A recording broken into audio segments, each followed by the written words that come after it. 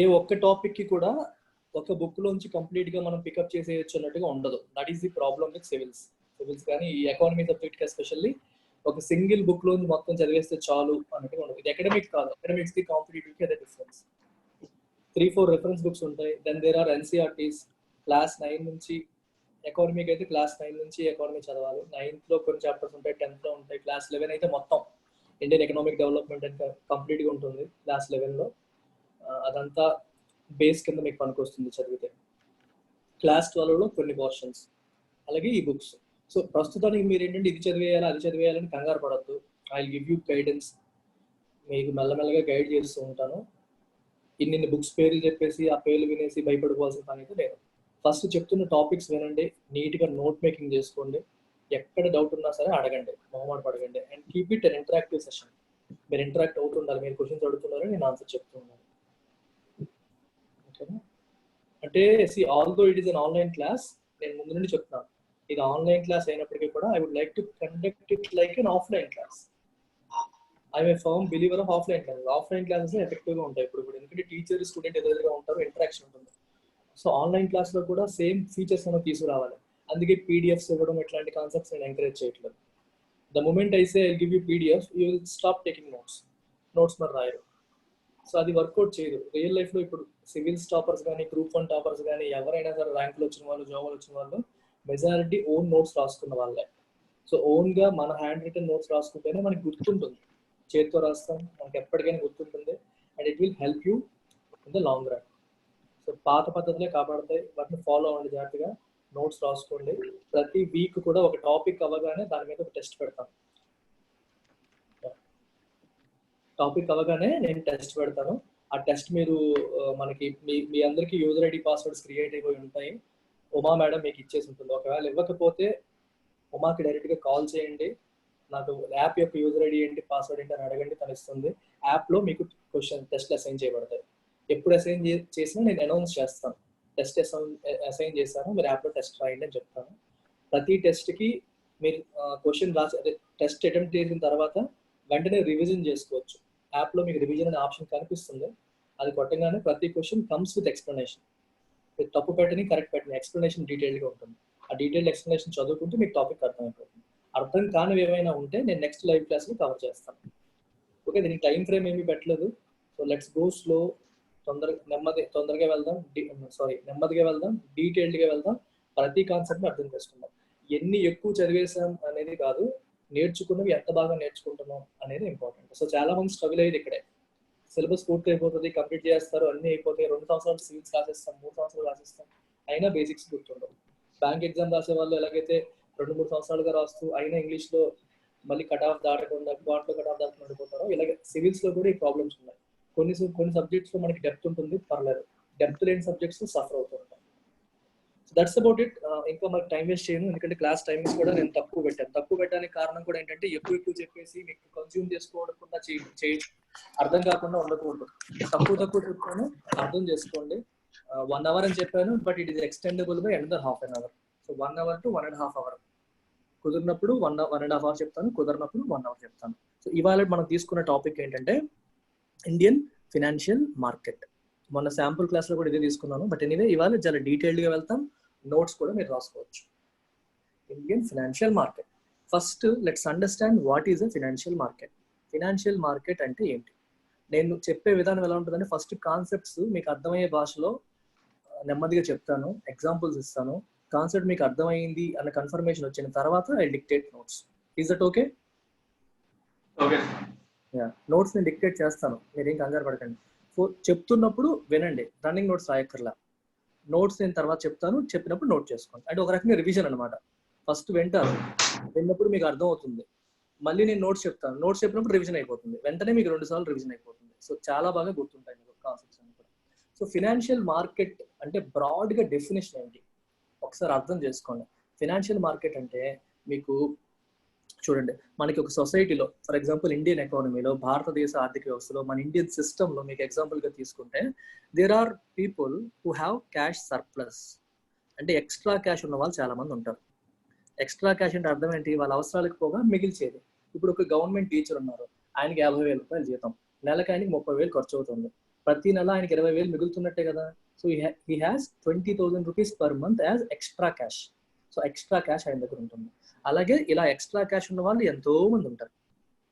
వీళ్ళందరి దగ్గర ఏముంది? ఎక్స్ట్రా క్యాష్ ఉంది. అలాగే ఇంకో వైపు తీసుకుంటే there are some organisations, government కూడా one of them, and corporate companies.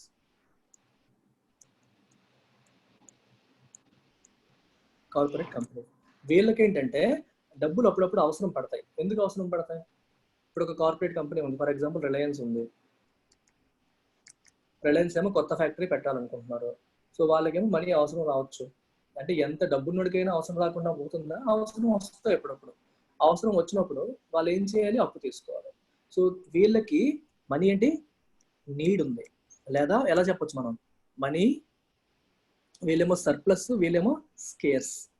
Scarcity అంటే అర్థం ఏంటి? కొరత. ఫండ్ స్కేర్సిటీ ఉంది వీళ్ళకి. These are fund scarce and these guys are fund surplus. అర్థం ఏంటి? వీళ్ళ దగ్గర క్యాష్ ఉంది, వీళ్ళ దగ్గర మనీ ఉంది. ఓకే. ట్రెడిషనల్ గా మనకి తెలిసిన సిస్టమ్ ఏంటి? బ్యాంకింగ్స్. బ్యాంక్ గురించి మనందరికీ అవగాహన ఉంది. బ్యాంకులు ఏం చేస్తాయి చెప్పండి మీరే? బ్యాంకులు ఏం చేస్తాయి?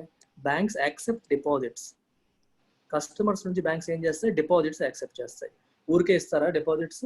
దాని మీద బ్యాంక్ వడ్డీ చెల్లిస్తుంది. బ్యాంక్ వడ్డీ చెల్లిస్తుంది కాబట్టి నార్మల్ కస్టమర్స్ అందరూ బ్యాంకులో మనీ డిపాజిట్ చేసుకుంటారు. ఇలా డిపాజిట్ చేసుకున్న మనీ, ఫర్ ఎగ్జాంపుల్ బ్యాంక్ 8% వడ్డీ ఇస్తుంది అనుకోండి.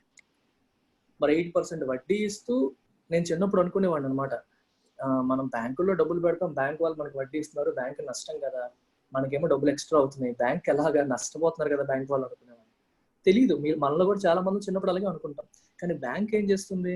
మన దగ్గర తీసుకున్న డబ్బుల్ని కార్పొరేట్స్కి అప్పిస్తుంది. ఇటువైపు కూడా కొంతమంది అవసరంలోని ఇండివిజువల్స్ ఉంటారు. పర్సనల్ లోన్స్ తీసుకునే వాళ్ళు, కార్ లోన్ తీసుకునే వాళ్ళు, మనలాంటి వాళ్ళు కూడా ఉంటారు. అయితే ఎక్కువ మంది కార్పొరేట్స్, తక్కువ మంది మనలాంటి వాళ్ళు. ఈ మనలాంటి వాళ్ళకి ఇచ్చే లోన్స్ రిటైల్ లోన్స్ అంటారు. కార్పొరేట్స్కి ఇచ్చే లోన్స్ కార్పొరేట్ లోన్స్ అంటారు. సింపుల్ గా చెప్తున్నా. ఇప్పుడు ఇక్కడ 8% ఇస్తుంది కదా బ్యాంక్, ఇక్కడ కూడా 8% ఛార్జ్ చేస్తుందా మనకి? ఏ లోన్ అయినా 8% వస్తుందా మనకి? హోమ్ లోన్ వస్తుంది తప్పితే మిగిలినవి రావు.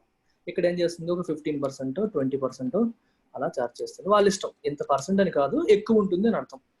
ఇక్కడ కంటే ఇది ఎక్కువ ఉంటుంది. అంటే బ్యాంకు లోన్ కి ఛార్జ్ చేసే అమౌంట్ ఎక్కువ ఉంటుంది, డిపాజిట్స్ పైన పే చేసే అమౌంట్ ఏమో తక్కువ ఉంటుంది. అవునా కాదా? చెప్పండి.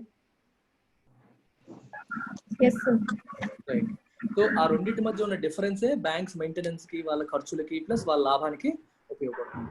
ఇది సరిగ్గా మేనేజ్ చేసుకునే బ్యాంకు లాభాలు ఉంటాయి. మీ డౌట్లు వస్తాయి, మరి ప్రతిదాని మీద ఎంత లాభం వస్తే బ్యాంకులు ఎందుకు సార్ సఫర్ అవుతున్నాయి, గవర్నమెంట్ ఎందుకు బ్యాంక్స్ బెయిల్అవుట్ చేస్తుంది అంటారు. ఎందుకు? ఈ కార్పొరేట్ కంపెనీస్ తీసుకున్న వాళ్ళు తిరిగి కట్టనప్పుడు ఏమవుతుంది? బ్యాంకులకు మొండి బకాయిలు అయిపోతాయి.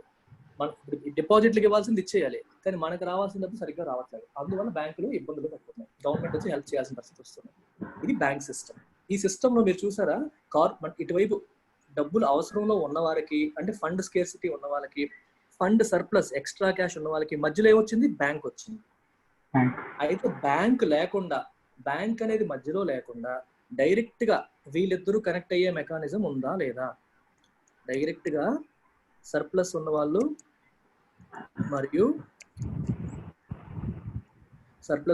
మరియు స్కేర్సిటీ ఉన్న వాళ్ళు డైరెక్ట్ గా కలిసే అవకాశం ఉంటే, ఆ డైరెక్ట్ గా ఉండే అవకాశాన్ని కలిగించేదాన్ని మనం ఫినాన్షియల్ మార్కెట్ అంటాం. అంటే బ్యాంకులతో అవసరం లేకుండా డైరెక్ట్ గా మనీ అవసరం ఉన్నవాడు, మనీ ఎక్స్ట్రా ఉన్నవాడు ఇద్దరు కనెక్ట్ అవుతారు. మీకు అనిపిస్తుంది అవసరం ఉన్నవాడు ఏం చేసుకుంటాడు? అప్పు తీసుకుంటాడు. అవసరం, ఫర్ ఎగ్జాంపుల్ చూడండి, రిలయన్స్ కంపెనీ ఉంది, ఓకే, అలాగే నేనున్నాను, సురేష్ ఉన్నాను, నా దగ్గర ఏమో ఎక్స్ట్రా క్యాష్ ఉంది. అంటే ఫర్ ఎగ్జాంపుల్ నా దగ్గర 1 లక్ష రూపాయలు ఎక్స్ట్రా క్యాష్ ఉంది. రిలయన్స్ వాళ్ళకేమో డబ్బులు కావాలి. నా దగ్గర 1 లక్ష ఉంది. నేను ఇచ్చే 1 లక్ష ఆయన సరిపోదు. అలా నాలాంటి కొన్ని కోట్ల మంది ఉంటారు ఇండియాలో. ఒకరి దగ్గర 10,000 ఎక్స్ట్రా ఉంటుంది, ఒకరి దగ్గర 5,000 ఎక్స్ట్రా ఉంటుంది, ఇంకొక 20,000 ఎక్స్ట్రా ఉంటుంది. డిఫరెంట్ పీపుల్ హ్యావ్ ఎంతో కొంత వాళ్ళ సేవింగ్స్ లో కొంత ఎక్సెస్ క్యాష్ ఉంటుంది.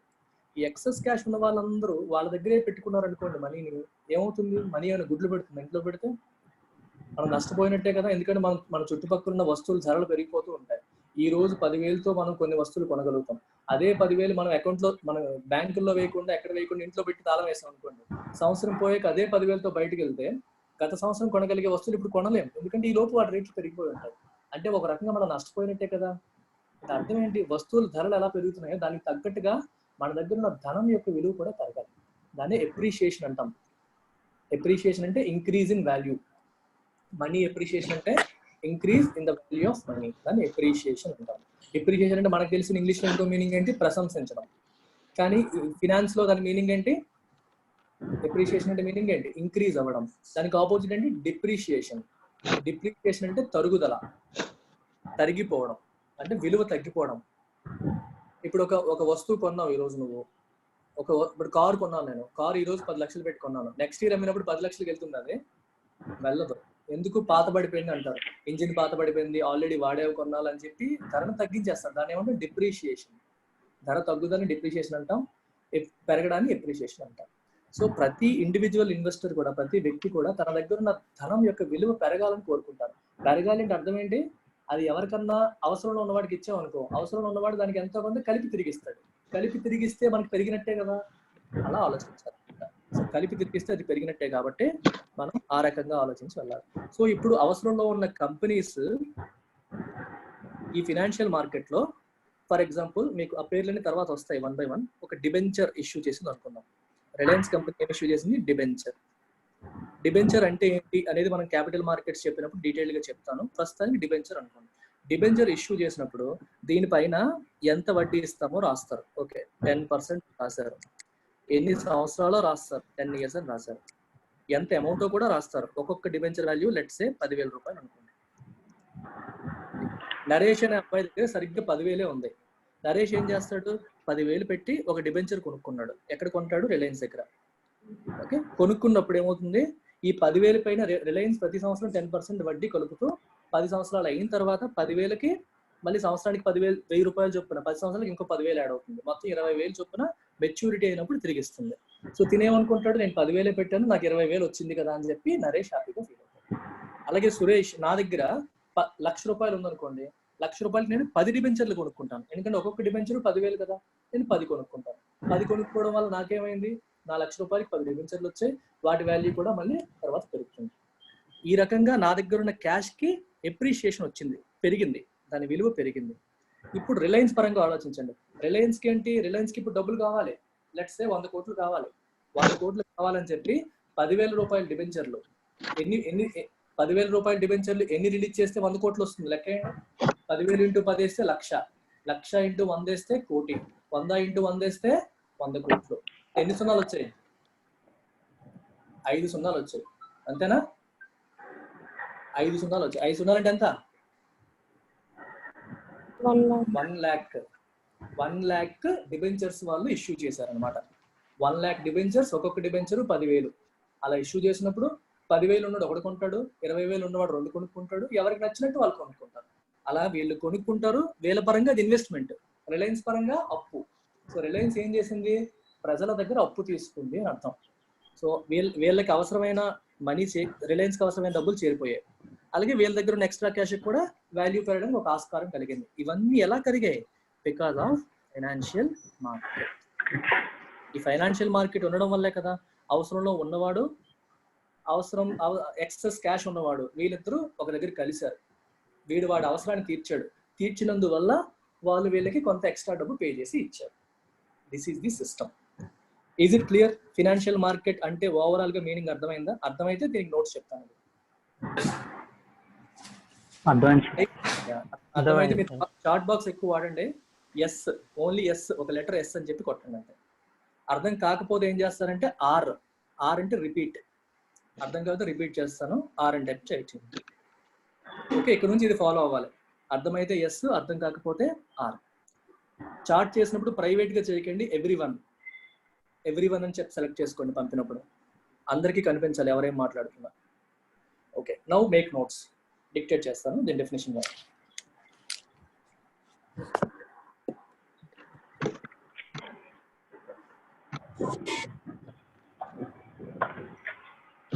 చెప్పనా? రెడీ అందరూ? Okay. The market of an economy. The market of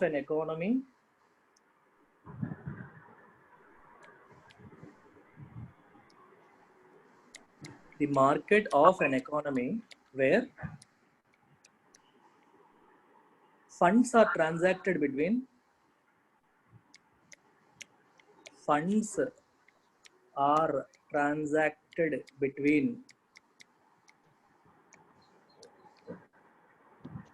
the fund surplus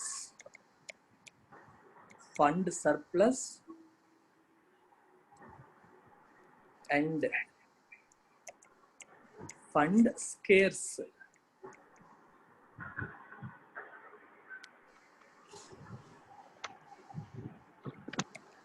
Individuals and groups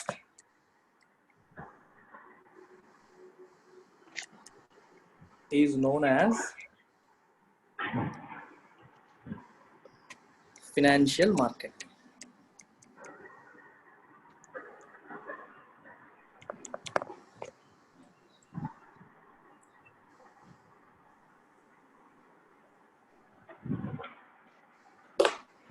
మీరు చదివితే ఒకటే సెంటెన్స్, ఇది మీకు ఒక 10 నిమిషాలు చెప్తాను, అలా చెప్తేనే నీట్గా అర్థమవుతుంది. Financial market.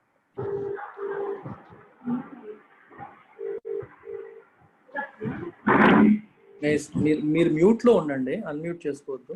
మాట్లాడమన్నప్పుడు మాత్రమే మీరు అన్మ్యూట్ చేసుకోండి. మిమ్మల్ని అందరినీ మ్యూట్లో పెట్టాను. ఎప్పుడైనా మాట్లాడాలి అంటే then unmute yourself and then talk to. Otherwise use chat option. Doubts ఏమైనా ఉంటే చాట్ బాక్స్ను వాడండి.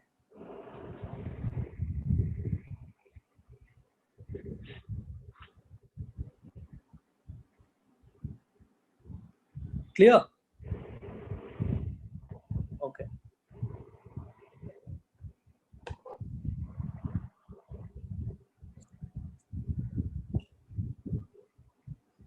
Now let's move to classification of financial markets. Financial markets యొక్క classification చూద్దాం.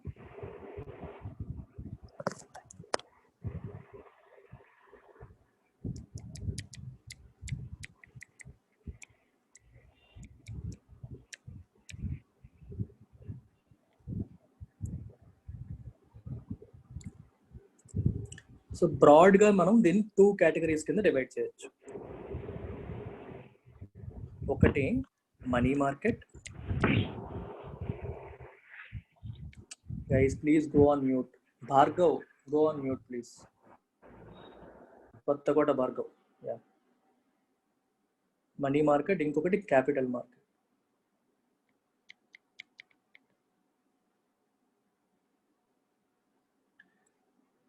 భార్గవ్, లోకేష్, టాక్సేషన్ సెపరేట్ గా మాట్లాడదాం. ప్రస్తుతానికి ఫోకస్ ఆన్ మార్కెట్స్. ఇవన్నీ ఒకదానికి ఒకటి ఇంటర్లింక్ అవుతుంటాయి. దీనికి ట్యాక్స్ ఎంత, దానికి ట్యాక్స్ ఎంత, దీనికి ఎంత కట్టాలి, దానికి ఎంత కట్టాలి, ఇలాంటివన్నీ కూడా government year on year rules మారుస్తూ ఉంటుంది. ఓకే, సో లేటెస్ట్ టాక్సేషన్ ఏదైతే ఉందో మనం టాక్సేషన్ చెప్పినప్పుడు ఆ టైంకి ఏ ఉన్నాయో మాట్లాడదాం. మారుతూ ఉంటాయి అవి. కొన్నిసార్లు ట్యాక్స్లు అక్కర్లేదు ఉంటుంది, కొన్నిసార్లు కట్టాలి ఉంటుంది. ఆ ట్యాక్స్ ఎంతో పెంచుతుంటారు, తగ్గిస్తుంటారు. We have to keep ourselves updated on that. So మీకు జనరల్గా క్యూరియాసిటీ కొద్ది కొన్ని క్వశ్చన్స్ ఉంటాయి, అవి కొంచెం అవసరం నేను పక్కన పెట్టండి. Focus on concepts. Money market and capital markets. బేసికల్గా మనీ మార్కెట్ అంటే అర్థం ఏంటి, క్యాపిటల్ మార్కెట్ అంటే అర్థం ఏంటి? మనీ మార్కెట్ అనేది ఏం చేస్తుందంటే, ఇప్పుడు మీకు ఇందాక ఏం చెప్పాను, financial market is a place where individuals or groups with excess funds and scarcity of funds transact together. అంటే ఫండ్స్ ఎక్కువ ఉన్న వాళ్ళు, ఫండ్స్ తక్కువ ఉన్న వాళ్ళు ఒకరితో ఒకరు ఇంటరాక్ట్ అయ్యి, ఎక్కువ ఉన్న వాళ్ళ దగ్గర తక్కువ ఉన్న వాళ్ళు అప్పు తీసుకునే అవకాశం కల్పించేదే, మనీ తీసుకునే అవకాశం కల్పించేదే financial market. As simple as that. అయితే ఈ ఫండ్ అవసరాలు అనేవి ఒక్కొక్కరికి ఒక్కోలా ఉంటాయి. మీకు ఒక ఎగ్జాంపుల్ చెప్తాను. ఇప్పుడు ఒక రిలయన్స్ కంపెనీ ఉంది. రిలయన్స్ కంపెనీ కొత్తగా ఒక ఇండస్ట్రీ పెడుతుంది అనుకోండి, కొత్తగా ఒక ఫ్యాక్టరీ కడుతుంది అనుకున్నాం. న్యూ ఫ్యాక్టరీ పెట్టేటప్పుడు, న్యూ ఇండస్ట్రీ ఎస్టాబ్లిష్ చేసినప్పుడు ఎక్కువ ఖర్చు అవుతుందా, తక్కువ ఖర్చు అవుతుందా? బాగా ఎక్కువ ఖర్చు అవుతుంది. ఆ ఖర్చు లాంగ్ టర్మా, షార్ట్ టర్మా ఆలోచించండి. జనరల్గా లాంగ్ టర్మ్. ఎందుకంటే కొత్తగా ఒక ఇండస్ట్రీ పెట్టామన్నప్పుడు మన ఉద్దేశం ఏంటి? ఇంకా రాబోయే కొన్ని తరాల వరకు అది మనకు ఉపయోగపడాలి, రాబోయే కొన్ని తరాల వరకు అది మనకి ఇన్కమ్ జనరేట్ చేయాలి అనే ఎయిమ్తో మనం పెడతాం. సో అలాంటప్పుడు రిలయన్స్ కోరుకునే మనీ ఎటువంటిది ఉంటుంది? Long term money. ఎందుకంటే ఈ రోజు మనం తీసుకున్న మనీ, ఫర్ ఎగ్జాంపుల్ నేను 100 కోట్లు అప్పు తీసుకొని ఒక ఫ్యాక్టరీ పెట్టాను. ఫ్యాక్టరీ పెట్టిన వెంటనే డబ్బులు వచ్చేస్తాయా? ఇలా పెట్టగానే అలా లాభాల్లోకి వెళ్ళిపోతుందా రిలయన్స్? వెళ్ళదు కదా, టైం పడుతుంది కదా. కనీసం 1 year, కొన్నిసార్లు 2 years, కొన్నిసార్లు 3 years పట్టచ్చు. ఈ 3 సంవత్సరాల పాటు కూడా మనం ఇన్వెస్ట్ చేస్తుండాలి, మెయింటెనెన్స్ చూసుకోవాలి, ఖర్చులు పెడుతూ ఉండాలి. అలాంటప్పుడు 3 నెలలకు అప్పు తీసుకుంది అనుకోండి రిలయన్స్, ఆలోచించండి ఒకసారి. 3 నెలల కోసం 100 కోట్లు అప్పు తీసుకుంది అనుకోండి, ఫ్యాక్టరీ పెట్టింది. 3 నెలల తర్వాత ఫ్యాక్టరీ నుంచి రాసులు వచ్చేస్తాయి మనకి? రావు కదా, ఫ్యాక్టరీ నుంచి మనీ రాదు. అప్పుడు మరి 3 నెలల లోపు రిలయన్స్ తిరిగి పే చేయాలి కదా. అందుకని రిలయన్స్ ఏం చేస్తుంది? 3 నెలలకి, 6 నెలలకి, 9 నెలలకి తీసుకోదు. అప్పు తీసుకునేటప్పుడే 5 yearsకి, 10 yearsకి, మినిమం 1 year పైన తీసుకుంటుంది. అర్థమైందా? Huge investments in the sense of, అంటే మనకి ఏంటంటే ఒక కొత్త ఇండస్ట్రీ పెట్టడానికి కానీ, కొత్త మెషినరీ కొనడానికి కానీ, ఇలా ఎక్స్పాన్షన్కి కానీ, న్యూ సెటప్కి కానీ, ఇలాంటి కొత్త ప్రాజెక్ట్స్ చేయడానికి కానీ అవసరమైనప్పుడు లాంగ్ టర్మ్ క్యాపిటల్ అవసరం. లాంగ్ టర్మ్ అంటే అర్థం ఏంటి? More than 1 year. అలాంటి లాంగ్ టర్మ్ మనీని తీసుకోవడానికి వాళ్ళు ఉపయోగించే మార్కెటే క్యాపిటల్ మార్కెట్. సో క్యాపిటల్ మార్కెట్ని ఇంకో పేరుతో ఎలా పిలవచ్చు? Long term market. Long term market అర్థం ఏంటి? Greater than 1 year. 1 year పైబడి మనం ట్రాన్సాక్షన్ జరిగితే, అంటే అప్పు తీసుకోవడం అనేది జరిగితే, ఫండ్ ట్రాన్సాక్షన్ ఉంటే దాన్ని మనం లాంగ్ టర్మ్ అంటాం. అలా కాకుండా ఇదే రిలయన్స్ కంపెనీ ఫ్యాక్టరీ పెట్టేసింది, పెట్టిన తర్వాత డే టు డే ఆపరేషన్స్కి బాగా డబ్బులు అవసరం అవుతున్నాయి. దాన్ని ఏమంటారు? వర్కింగ్ క్యాపిటల్ అంటారు. డే టు డే ఆపరేషన్స్, ఇప్పుడు కొత్తగా ఎంప్లాయీస్ పెట్టారు, వాళ్ళకి జీతభత్యాలు ఇవ్వడం, మన మెషిన్ యొక్క మెయింటెనెన్స్ పెట్టడం, మెయింటెనెన్స్ ఖర్చులు, ఏదో ఒక సాఫ్ట్వేర్ అప్పటికప్పుడు ఒక టెంపరీగా 3 నెలలకు అవసరమైంది అనుకోండి, అలాంటి ఖర్చులు, అకౌంటింగ్ ఖర్చులు, చిన్న చితగా ఖర్చులన్నీ ఉంటాయి చూడండి. చిన్నవని పెద్దవని కాదు, టెంపరీ నేచర్. అలాంటి ఖర్చుల్ని హ్యాండిల్ చేయడం కోసం రిలయన్స్ తీసుకునే మనీని ఏమంటాం? మనీ మార్కెట్ అంటాం. యాక్చువల్గా మనీ అంటాం, క్యాష్ అంటాం. సో అలాంటప్పుడు రిలయన్స్ ఏమనుకుంటుంది? ఇది నాకు పెద్ద నీడ్ కాదు, ఒక 2-3 నెలల్లో నాకు మళ్ళీ డబ్బులు వస్తే తిరిగి ఇచ్చేస్తాను. అంటే temporary needs 1 month, 2 months, 3 months, లేదా మ్యాక్సిమం 1 year వరకు. 1 year తర్వాత మళ్ళీ నా దగ్గర డబ్బులు వచ్చేస్తాయి, నేను తిరిగి ఇచ్చేస్తాను. అలాంటి టెంపరీ నీడ్స్ని అడ్రస్ చేయడానికి ఉన్న మార్కెట్ని మనం మనీ మార్కెట్ అంటాం. సో మనీ మార్కెట్ యొక్క ఇంకో పేరేంటి? Short term market. So money market యొక్క పరిధి ఏంటి? 1 day నుంచి 364 days, అంటే లెస్ దాన్ 1 year. 365 days అయితే 1 year. 1 year నుండి greater than or equal to పెట్టుకోండి, లేకపోతే 1 year నుండి and above is capital market. Less than 1 year or 364 days is money market. This is the difference between money market and capital market. Money market దేనికి? మన short term అవసరాలు. నాకు 3 నెలలకి డబ్బులు కావాలి, 3 నెలల తర్వాత నా దగ్గర వచ్చేస్తే తిరిగి ఇచ్చేస్తాను.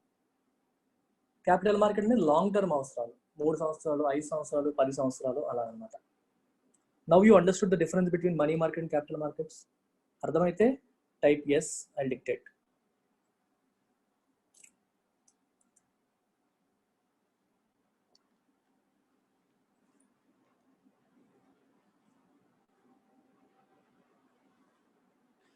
వన్ మోర్ థింగ్, నేను ఇలా బొమ్మలు గీసినప్పుడు మీరు రన్నింగ్ నోట్స్ రాయాలంటే రాసుకోవచ్చు, నేను అడ్డు పెట్టను. It's up to you. మీరు వింటూ రాసుకోగలిగితే రాసుకోండి. ఎనీవే ఇలా గీసుకోండి మీరు కూడా. కొంచెం ఇలాగ నోటేషన్స్ ఇలా రాసుకున్నప్పుడు మీకు బాగుంటుంది.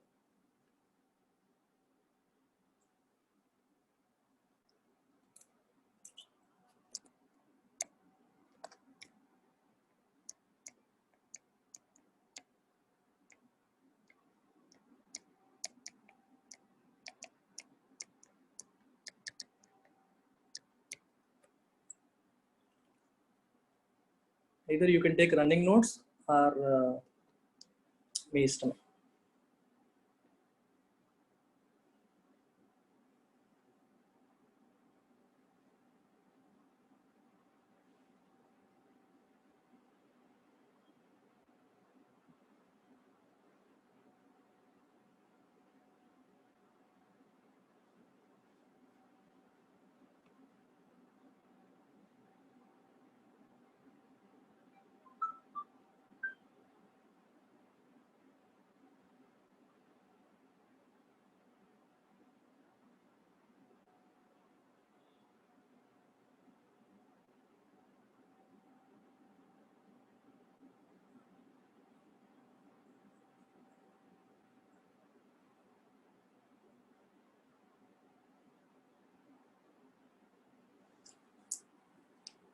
క్లియర్ చెప్పనా?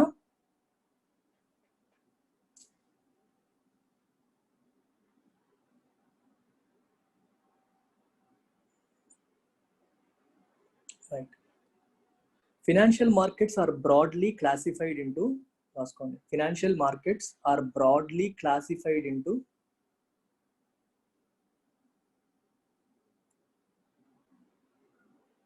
two segments.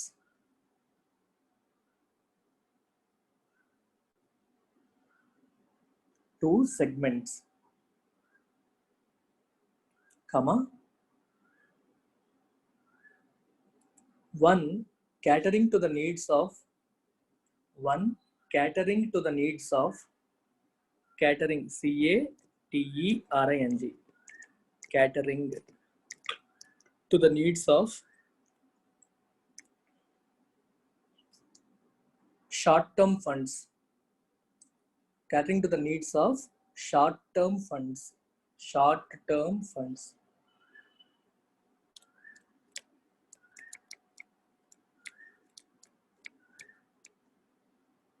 And the other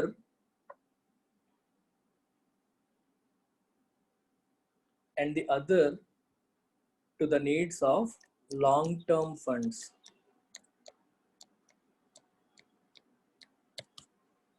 Needs of long-term funds.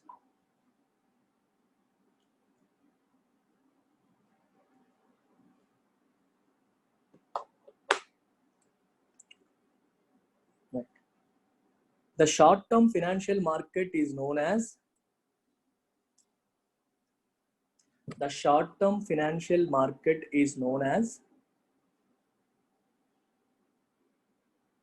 the money market,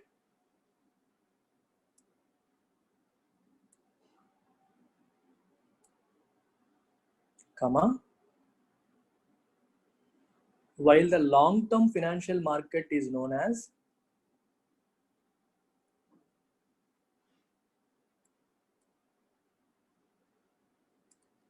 the capital market. The capital market. Full stop.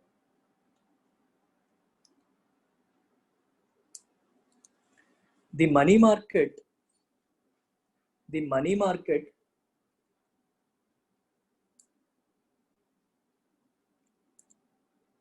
fulfills the requirements of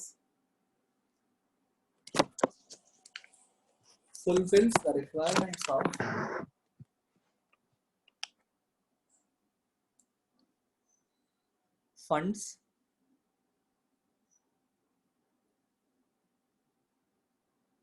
for the period up to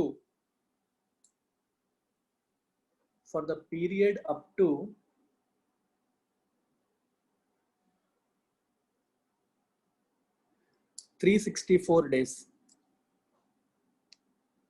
bracket లో short term అంటే 1 day నుంచి 364 days మనం ఏమంటాం? Short term అంటాం. చాలా సార్లు ఈ simple aspect మీద బిట్లు వచ్చిన సందర్భాలు ఉన్నాయి. Money market short term 1 day నుంచి 364 days, capital market long term 365 days or 1 year నుంచి అబౌవ్. ఈ చిన్న ఇష్యూ మీదే బ్యాంక్ ఎగ్జామ్స్ లో వచ్చాయి, ఆర్బీఐలో వచ్చాయి, యూపీఎస్సీలో ఎన్నోసార్లు వచ్చాయి. చిన్న విషయం క్లియర్ గా ఉంటే సరిపోతుంది. For the period up to 364 days, that is short term, while the capital market does the same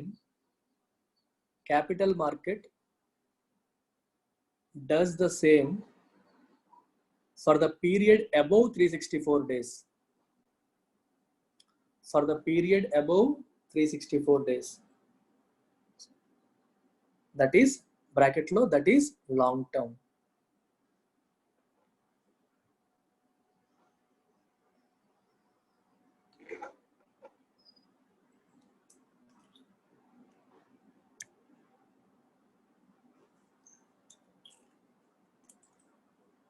రాసుకున్నారా?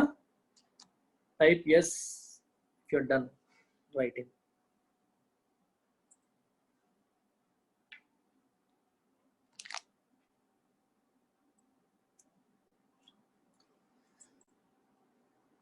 That's fine.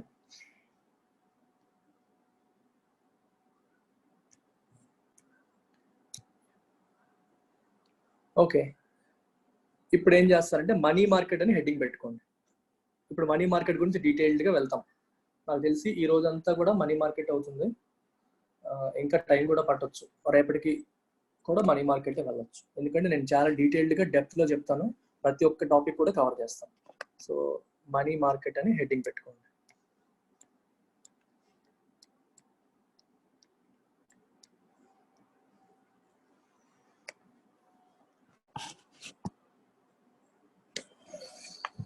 Okay, ఇప్పుడు వినండి కాసేపు, తర్వాత మనం చెప్తాం. సో మనీ మార్కెట్ అంటే ఏం తెలుసుకున్నాం ఇప్పుడే. మనీ మార్కెట్ ఏం చేస్తుంది, షార్ట్ టర్మ్ ఫండ్ నీడ్స్ ని అడ్రస్ చేస్తుంది. అంటే 3 నెలలకి 6 నెలలకి అప్ టు 364 డేస్ వరకు ఎవరికైనా అవసరాలు ఉంటే, చిన్న చిన్న అవసరాలు ఉంటే, అలాంటి అవసరాలకి వాళ్ళు ఎక్కడికి వెళ్ళాలి, మనీ మార్కెట్కి వెళ్ళాలి.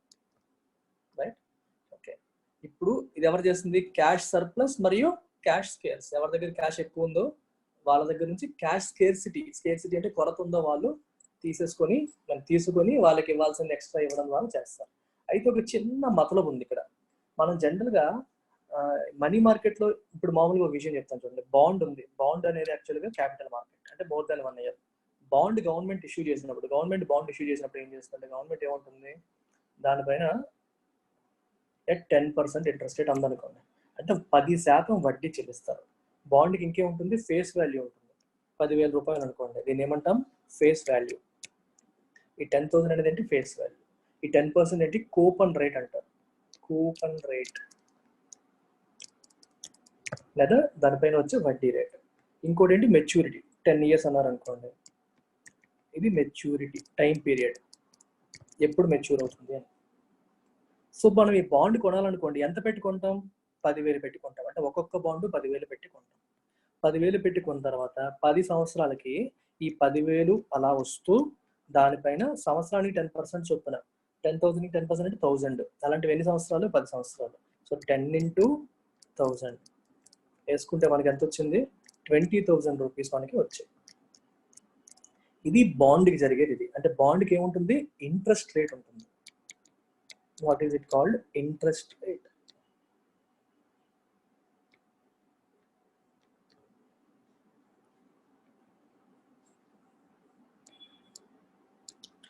Bond has something called interest rate. Okay, అయితే మనీ మార్కెట్లో అలా ఉండదా సార్, ఎందుకు ఇదంతా చెప్తున్నారు అని అడిగారు. మనీ మార్కెట్లో అలా ఉండదు, అందుకే చెప్పాను. ఇప్పుడు మనీ మార్కెట్లో ఇదే గవర్నమెంట్ ఇష్యూ చేసేదాన్ని ఏమంటారంటే టీ బిల్ అంటారు. మీకు డీటెయిల్గా చెప్తాను, టీ బిల్ డెఫినేషన్ ఇస్తాను. ఇది చెప్పడానికి ఒక చిన్న రీజన్ ఉంది. 1 year పైగా టైం పీరియడ్తో గవర్నమెంట్ ఇష్యూ చేసేదాన్ని బాండ్ అంటాం. లెస్ దాన్ 1 year ఇష్యూ చేసేదాన్ని టీ బిల్, ట్రెజరీ బిల్ అంటారు. ఇది గవర్నమెంట్ ఇష్యూ చేస్తుంది, ఇది కూడా గవర్నమెంట్ ఇష్యూ చేస్తుంది. టీ బిల్ ఇష్యూ చేసినప్పుడు ఎలా ఉంటుందంటే, మీకు ఫర్ ఎగ్జాంపుల్ ఒక 25,000 రూపాయలు టీ బిల్ ఉందనుకోండి. టీ బిల్ ఏమో 10,000కి ఇవ్వరు, మినిమం 25,000, 50,000, 75,000 అలా తీసుకోవాలన్నమాట. సో ఒక టీ బిల్ నువ్వు కొన్నావు అనుకో, 25,000 రూపాయలు. ఇప్పుడు మనకి బాండ్ కొన్నప్పుడు దాని మీద ఏముంది, మనకి ఇంట్రెస్ట్ రేట్ ఉంది, దాన్ని కూపన్ రేట్ అంటారు. కానీ టీ బిల్స్ అనేవి జీరో కూపన్, వడ్డీ ఇవ్వరు. సార్ వడ్డీ ఇవ్వనప్పుడు నేను డబ్బులు ఎందుకు పెట్టి అది కొనుక్కోవాలి, మీకు ఇమీడియట్గా డౌట్ వస్తుంది కదా.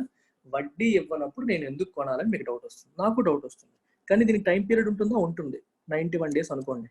91 days, 182 days, 364 days, 3 డినామినేషన్స్లో వస్తాయి. టీ బిల్ గురించి చెప్పినప్పుడు డీటెయిల్గా చెప్తాను. 91 days టైం పీరియడ్ ఇచ్చారు, వడ్డీ ఏమో జీరో కూపన్ అన్నారు. మరి ఎందుకు నేను డబ్బులు పెడతాను, ఇక్కడే చిన్న మొదలు ఉంది. ఈ 25,000 రూపీస్ యొక్క టీ బిల్ని 91 days పీరియడ్ తర్వాత దీన్ని ఏమంటారు, 25,000 ఫేస్ వాల్యూ అంటారు, అంటే దానిపైన ఉన్న వాల్యూ. నేను కొనేటప్పుడు 25,000 పెట్టుకున్నాను, తక్కువ పెట్టుకుంటాను. ఫర్ ఎగ్జాంపుల్ 24,500 పెట్టి కొన్నాను అనుకోండి. నేను తక్కువలో కొన్నాను అర్థం ఏంటి, నేను డిస్కౌంట్లో కొన్నాను. యాక్చువల్ రేటు 25,000, కానీ నేను ఎంత కొన్నాను, 25,500 కొన్నాను. 91 days తర్వాత నాకు ఎంత వస్తుంది, 25,000 వస్తుంది. అర్థమైందా. ఇప్పుడు నాకు లాభం ఏ రకంగా వస్తుంది, 25,000 రూపాయల మెచ్యూరిటీ, కానీ నేను 25,000 ఇవ్వట్లా, 24,500 ఇస్తున్నాను. ఆ 500 ఏదైతే ఉందో అది నా లాభం. అంటే 24,500 మీద 500 వచ్చింది అని అనుకోండి. 500 బై 24,500 ఇంటూ 100 ఎంత పర్సెంట్ వస్తే అంత పర్సెంట్. మీకు ఎగ్జాంపుల్ కోసం చెప్తాం, ఎగ్జాక్ట్గా 500 సార్ అని కాదు. ఎగ్జాంపుల్ కోసం చెప్తాను. అర్థమైందా టీ బిల్ కి బాండ్ కి డిఫరెన్స్ ఏంటో? బాండ్ లో డైరెక్ట్ గా ఫేస్ వాల్యూ ఎంత ఉందో అంత పెట్టే మనం కొంటాము, దానిపైన ఎంత వడ్డీ రేట్ ఉంటే అంత వడ్డీ రేట్ ఇస్తారు. టీ బిల్లో ఫేస్ వాల్యూ ఎంత ఉందో అది మెచ్యూరిటీ టైంలో మనకు వచ్చేది. మనం కొనేటప్పుడు ఫేస్ వాల్యూ ఎంత ఉందో అంత పెట్టి కొనం, అది మెచ్యూర్ అయినప్పుడు మనకు ఆ రేట్తో వస్తుంది. కానీ కొనేటప్పుడు దానికంటే తక్కువ రేటుకి కొనుక్కుంటాం, ఆ తక్కువ రేటుకి కొనుక్కుంటున్నాం, మెచ్యూరిటీ అప్పుడు ఆ మనీ వస్తుంది. ఈ మధ్యలో ఉన్న డిఫరెన్స్ మన లాభం అనమాట. టీ బిల్ కి బాండ్ కి ఉన్న ఈ డిఫరెన్స్ అర్థమైందా లేదా? అర్థం కాకపోతే టైప్ ఆర్, అర్థమైతే type yes.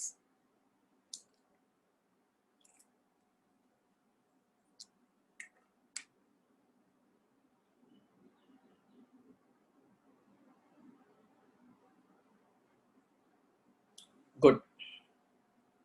So this is the difference between T bill and bond. Bond కు ఉండేది ఇంట్రెస్ట్ రేట్, టీ బిల్ కు ఉండేది డిస్కౌంట్ రేట్ అంటారు. there is no interest rate as such. Right. Money market is the short-term financial market of an economy. Money market is short-term financial market of an economy. రాసినవి repeat అవుతాయి కానీ రాయండి, పర్లేదు, ఎన్నిసార్లు రాసినా మంచిది.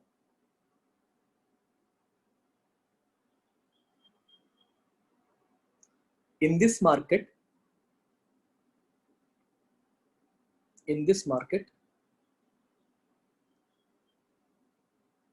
money is traded between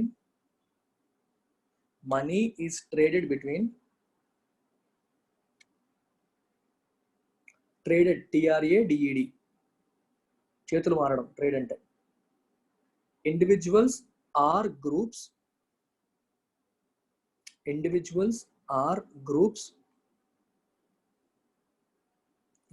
అన్నప్పుడు రాయండి బ్రాకెట్ లో, ఎవరా గ్రూప్స్? ఇండివిజువల్స్ అంటే మనం తెలుసు, కానీ గ్రూప్స్ అంటే ఎవరు? బ్రాకెట్ లో రాసుకోండి. బ్యాంక్స్, కంపెనీస్,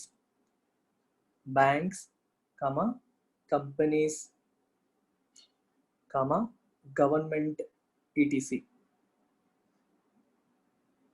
కంపెనీలు కానీ, బ్యాంకులు కానీ, గవర్నమెంట్ కూడా చూడండి ఇష్యూ చేసి, గవర్నమెంట్ కూడా డబ్బులు అవసరం అవుతాయి. సడన్ గా అవసరమైనప్పుడు అది టీ బిల్స్ ఇష్యూ చేస్తుంది, బాండ్స్ ఇష్యూ చేస్తుంది. షార్ట్ టర్మ్ అవసరాలు అనుకోండి, గవర్నమెంట్కి 3 నెలలకి ఏదో ఫండ్ మిస్ మ్యాచ్ ఉంది, ఇబ్బంది ఉంది, ఒక టీ బిల్ ఇష్యూ చేస్తుంది. అది కొనే వాళ్ళు కొనుక్కుంటారు. ఎందుకు కొంటారు? గవర్నమెంట్ లో ఏది ఇన్వెస్ట్ చేసినా మనకి రిస్క్ లేదు, రిస్క్ జీరో, ఖచ్చితంగా తిరిగి వస్తుంది. సో అది కొనుక్కునే వాళ్ళు కొనుక్కుంటారు. అలా companies ETC who are either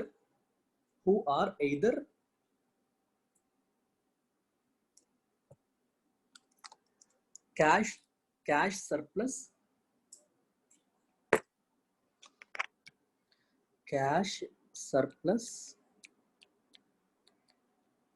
or cash scarce. Scares అంటే కొరత ఉన్నవాళ్ళు, సర్ప్లస్ అంటే ఎక్స్ట్రా ఉన్నవాళ్ళు. ఆ 2 కేటగిరీస్ ఉన్న వాళ్ళు అక్కడ కలుస్తారు అన్నమాట. Full stop. Trading is done on a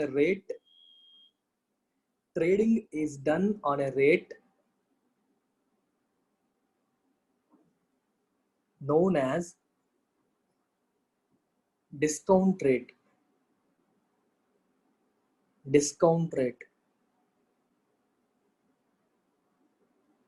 which is determined by the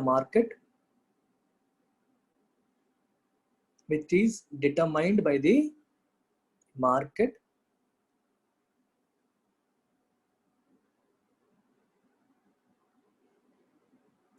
and guided by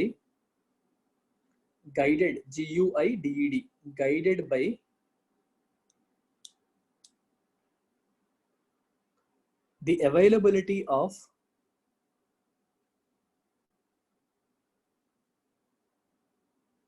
and demand for the cash in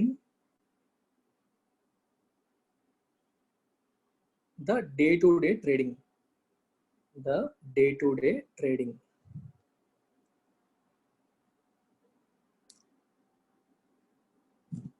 అర్థమైందా? అంటే అప్పటికి ఉన్న అవసరాలను బట్టి. అంటే చూడండి, డబ్బులు అవసరం ఉన్న వాళ్ళు ఎక్కువ మంది ఉన్నారు, డబ్బులు ఇచ్చే వాళ్ళు తక్కువ మంది ఉన్నారు అనుకోండి. అప్పుడు ఏమవుతుంది? డిస్కౌంట్ రేట్ పెరుగుతుందా తగ్గుతుందా? మీరే చెప్పండి ఆన్సర్.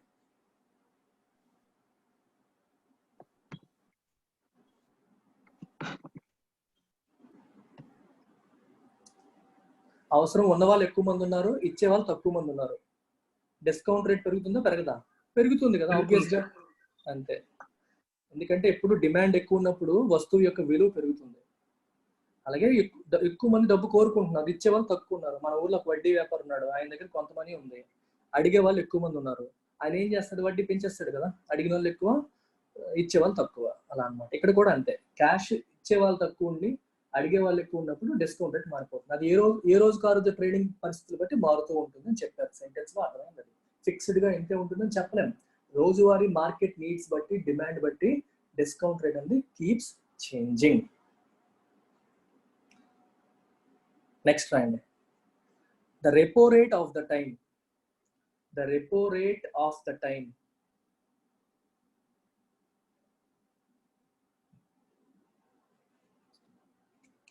ప్రస్తుతానికి రెపో రేట్ మీకు టూకీగా ఎక్స్ప్లెయిన్ చేస్తాను.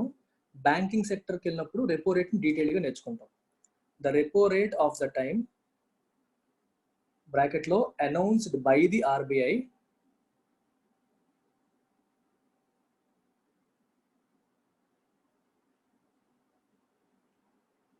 works as the guiding rate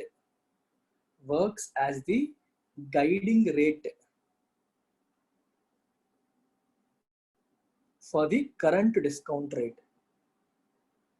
Works as the guiding rate for the current discount rate.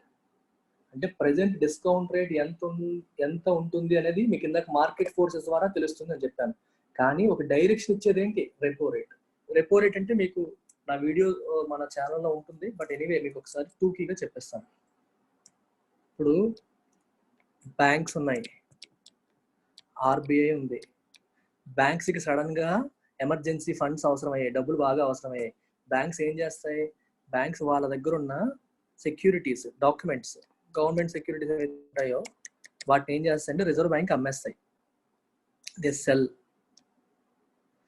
Okay, ఏం రాస్తాయి అప్పుడు? With an agreement to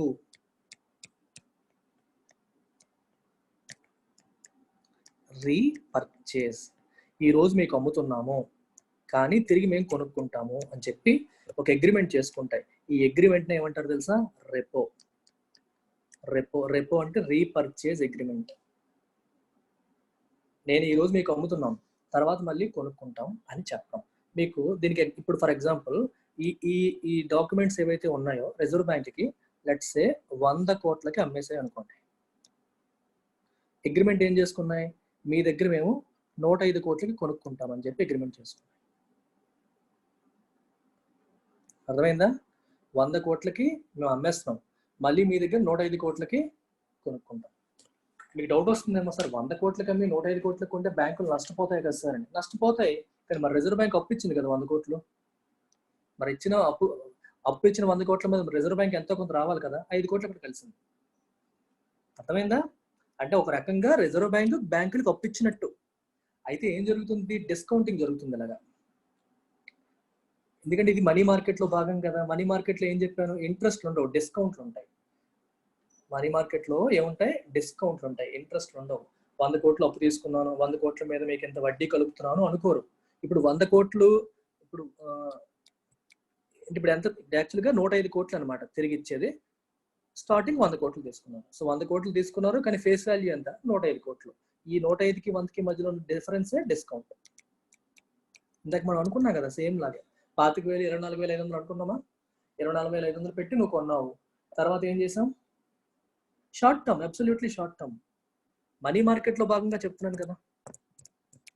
money market లో భాగంగా చెప్తున్నాం. రెపో రేట్ అనేది జనరల్ గా ఓవర్ నైట్, ఒక రోజుకు మాత్రమే.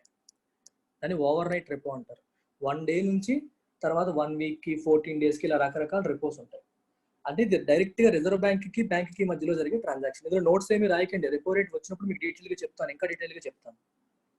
మీకు ప్రస్తుతానికి అర్థం కావడానికి, బ్యాంకులు రిజర్వ్ బ్యాంక్ దగ్గర అప్పు తీసుకునే ఎమర్జెన్సీ ఫండ్స్, అత్యవసరంగా బ్యాంకులకు అవసరమైనప్పుడు the money the rate at which they take money from Reserve Bank of India is called repo rate. So repo rate అనేది లోయెస్ట్ అనమాట, అన్నిటికంటే అదే తక్కువ ఉంటుంది. మిగిలిన అన్ని రేట్లు కూడా రెపో రేట్ కంటే ఎక్కువ ఉంటాయి. ఇప్పుడు రెపో రేట్ మనం రీసెంట్ గా రిజర్వ్ బ్యాంక్ 4% తగ్గించేసింది. 4.4% ఉండేది, దాని కాస్త 4% తగ్గించింది. అర్థమైందా? సో రెపో రేట్ 4% ఉంటుంది కాబట్టి మిగిలినవన్నీ కూడా దీనికంటే కొంచెం ఎక్కువ ఉంటాయి. అయితే రెపో రేట్ బట్టి ఇండస్ట్రీలో ఉన్న అన్ని ఇంట్రెస్ట్ రేట్లు, డిస్కౌంట్ రేట్లు మారుతూ ఉంటాయి. రిజర్వ్ బ్యాంక్ సిగ్నల్ ఇచ్చినట్టు, నేను తక్కువ వడ్డీకి ఇస్తున్నాను బ్యాంకులకి, నేను బ్యాంకు తక్కువ వడ్డీకి ఇస్తున్నాను కాబట్టి మీరు బ్యాంకుల దగ్గర తీసుకున్న తక్కువ వడ్డీకి తీసుకోండి. బ్యాంకులు కూడా ఇండికేషన్, నేను మీకు తక్కువకి ఇస్తున్నాను కదా, మీరు కూడా బయట వాళ్ళకి తక్కువ వడ్డీకి ఇవ్వండి అని బ్యాంకులు రిజర్వ్ బ్యాంక్ ఇండికేషన్ ఇచ్చినట్టు అనమాట. అలా అర్థం చేసుకోవాలి. Reserve bank repo rate announce చేసినప్పుడు అది మనకి సిస్టమ్ లో ఇంట్రెస్ట్ రేట్ ఎంత ఉండాలి, డిస్కౌంట్ రేట్ ఎంత ఉండాలి అనేది సెట్ చేస్తుంది. అది ఫ్లోర్ అనమాట, మిగిలినవన్నీ దానిపైనే ఉంటాయి. That is the meaning of it works as the guiding rate for current discount rate అంటే అర్థం.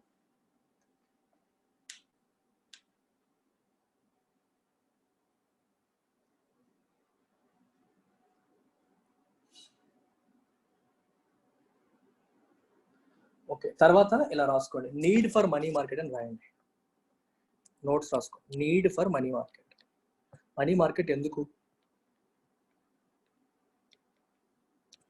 చెప్పండి మీరే, మనీ మార్కెట్ ఎందుకు? Can someone unmute yourself and say?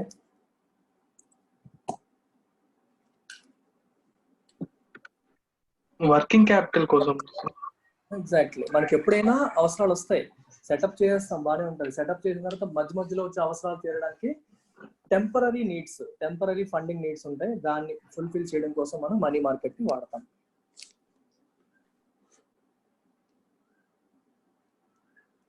And money market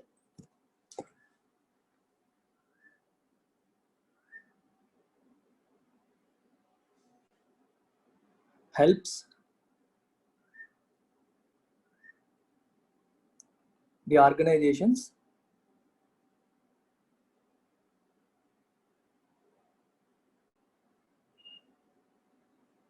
to handle organizations and government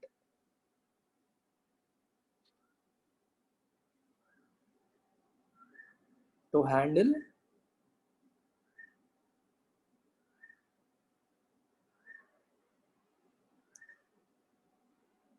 short-term requirements of funds.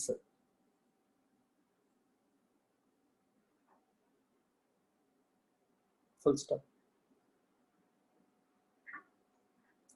Generally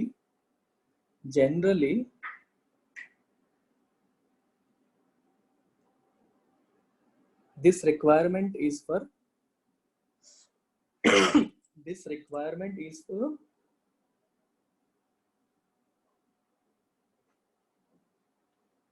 working capital.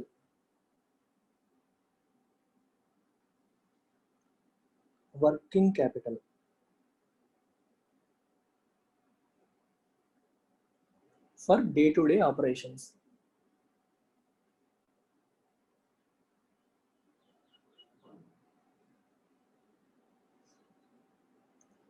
Governments, full stop పెట్టండి అక్కడ. Governments also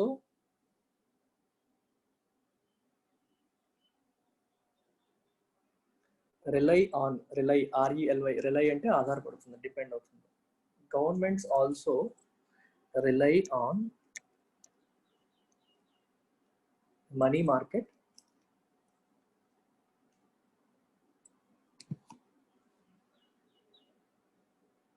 for short-term fund mismatches.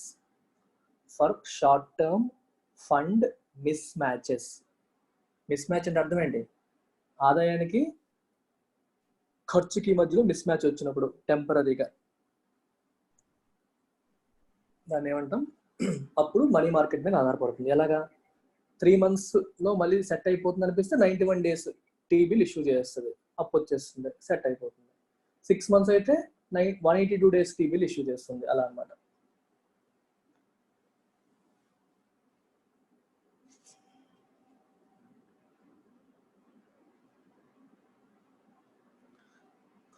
Okay, తర్వాత రాయండి money market in India. Short history money market in India.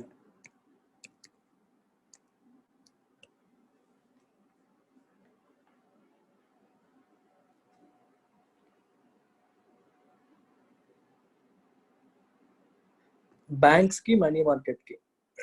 Money markets extremely short term అవ్వ. ప్రతిదానికి బ్యాంకుల మీద ఆధారపడాల్సిన అవసరం లేదు. అందుకే అదే చెప్తున్నాను మీకు ఇందాక నుంచి. బ్యాంకులు ఉన్నప్పుడు మళ్ళీ ఫినాన్షియల్ మార్కెట్ ఎందుకు వచ్చింది? ప్రతి విషయానికి బ్యాంక్స్ పైన ఆధారపడాల్సిన పని లేదు. ఇప్పుడు గవర్నమెంట్ డైరెక్ట్ గా గవర్నమెంట్ డబ్బులు కావాలి, గవర్నమెంట్ బ్యాంకుల దగ్గర అప్పు తీసుకోవాలా? డైరెక్ట్ గా ప్రజల దగ్గర కూడా తీసుకోవచ్చు కదా. ఎందుకు బ్యాంక్స్ పైన ప్రతిదానికి ఆధారపడాల్సిన పని ఎందుకు ఉంది? Government also needs money. అసలు బ్యాంక్ అనేది, బ్యాంకుల్లో గవర్నమెంట్ కూడా వాటా ఉంటుంది. బ్యాంకుల దగ్గర గవర్నమెంట్ అప్పు తీసుకుంటే ఎలా ఉంటుంది? వినడానికి అదో రకంగా ఉంటుంది. బ్యాంకులకు అవసరం, బ్యాంకుల ప్రాబ్లమ్స్ అన్ని గవర్నమెంట్ తీరుస్తుంది. బ్యాంకుల దగ్గర మళ్ళీ గవర్నమెంట్ అప్పు తీసుకోవడం ఎలా ఉంటుంది చెప్పండి? తీసుకోవచ్చు, కాదనట్లేదు, కానీ ప్రజల దగ్గర కూడా డైరెక్ట్ గా తీసుకునే అవకాశం ఉంది కదా. So it is directly connecting people who are having fund surplus and people who are having fund scarcity. Money market అనే కాదు, మీకు క్యాపిటల్ మార్కెట్స్ కూడా అక్కర్లేదు. నువ్వు చెప్తున్న దాని ప్రకారం అన్ని బ్యాంకుల మీద ఆధారపడిపోతాం. Banks are also part of the system. Banks are also part of the financial system. Banks కాకుండా డైరెక్ట్ గా ఫండ్ స్కేర్సిటీ ఉన్న వాళ్ళని, ఫండ్ సర్ప్లస్ ఉన్న వాళ్ళని కనెక్ట్ చేసేది షార్ట్ టర్మ్ అయితే మనీ మార్కెట్, లాంగ్ టర్మ్ అయితే capital market. Okay, not everything should be link to banks కదా.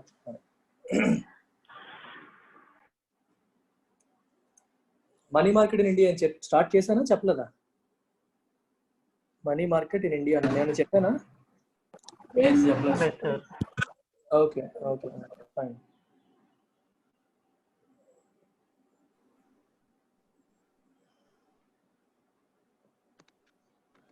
Right. Chakravarthi committee. Chakravarthi committee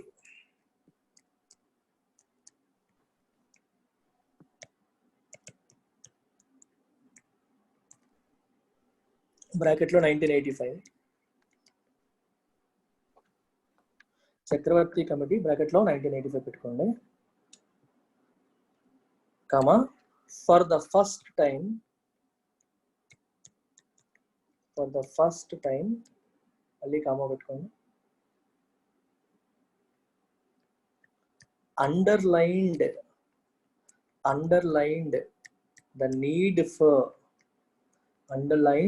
the need for an organized money market in India.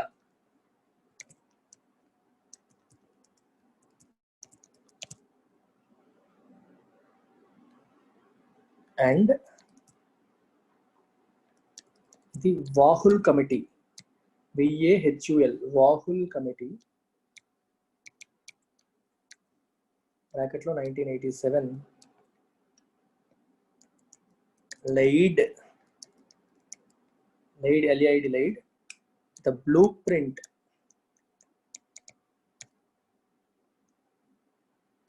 for its development.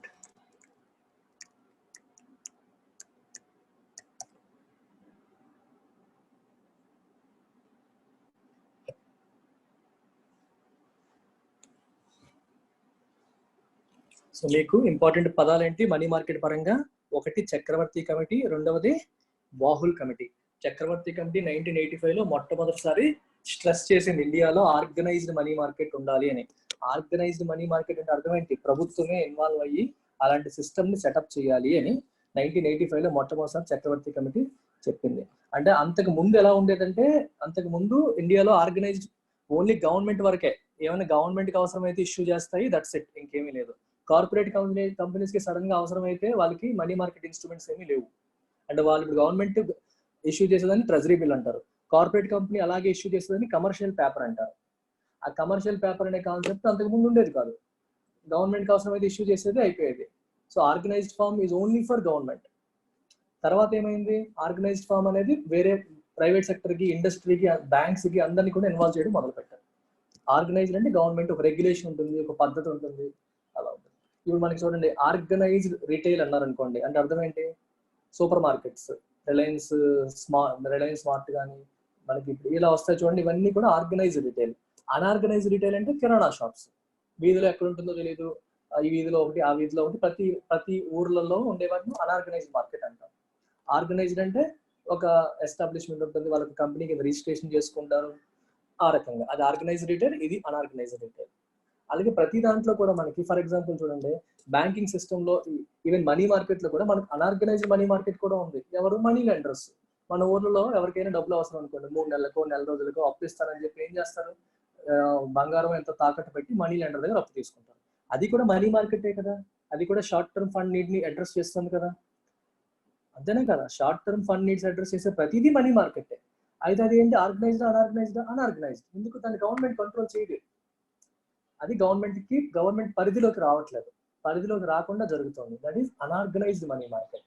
అంటే మన ఊర్లలో ఈ వీళ్ళందరూ ఉంటారు చూడండి, మనకి మార్వాడీస్ కానీ వడ్డీ వ్యాపారులు కానీ ఒక్కొక్క ప్లేస్ లో ఒక్కొక్క ఊర్లో ఒక్కొక్క పేరుతో పిలుస్తూ ఉంటారు. మనకి చిట్ ఫండ్స్ తీసుకోండి, ఊళ్ళలో చిట్స్ వేస్తారు, ఈ చిట్స్ అన్ని కూడా ఇవి కూడా unorganized money market. Chit funds ఇవన్నీ కూడా మనం మనీ మార్కెట్ కింద కన్సిడర్ చేయొచ్చు. But all these are part of unorganized. అర్థమైందా? అదే మనకి ఆర్గనైజ్డ్ అనేసరికి నీకు డీటెయిల్డ్ గా గవర్నమెంట్ ఇష్యూ చేస్తే ఏమంటారు, కమర్షియల్ కంపెనీస్ ఇష్యూ చేస్తే ఏమంటారు, అంటే వాళ్ళే రకరకాల ఇన్స్ట్రుమెంట్స్ వస్తాయి. ఫస్ట్ మీరు రాయండి, చెప్తాను. మనీ మార్కెట్స్ ని రిజర్వ్ బ్యాంక్ రెగ్యులేట్ చేస్తుంది, క్యాపిటల్ మార్కెట్స్ ని సెబీ రెగ్యులేట్ చేస్తుంది. మనీ మార్కెట్ యాక్చువల్ గా రిజర్వ్ బ్యాంక్ మనకి సెబీ రెండు కూడా రెగ్యులేట్ చేస్తాయి. క్యాపిటల్ మార్కెట్స్ ని సెబీ రెగ్యులేట్ చేస్తుంది, securities and exchanges board of India. యాక్చువల్గా ప్రతి ఆర్గనైజేషన్ గురించి డీటెయిల్గా నేర్చుకుంటాం మనం. సెబీ గురించి డీటెయిల్గా నేర్చుకోవాలి, ఆర్బీఐ గురించి డీటెయిల్గా నేర్చుకోవాలి, అన్ని ఫినాన్షియల్ ఆర్గనైజేషన్ గురించి కూడా ఇన్ డెప్త్ మనం నేర్చుకోవాలి. Clear? And money market in India has two segments. Money market in India has two segments.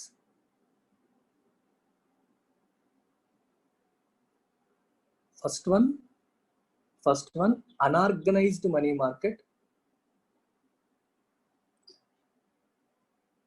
and second one organized money market.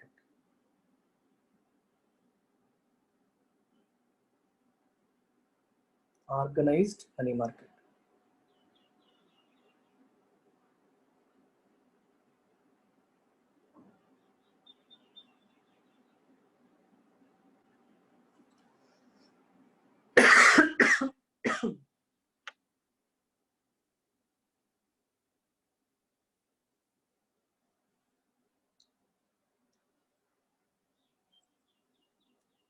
ఓకేనా? ఫస్ట్ రాసుకోండి, అన్ఆర్గనైజ్డ్ మనీ మార్కెట్ అని హెడ్డింగ్ పెట్టుకోండి.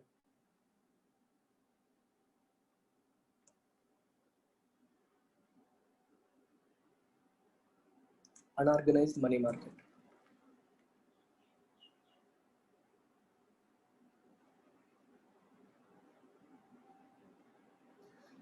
Before the government started the organized development of money market, before the government started the organized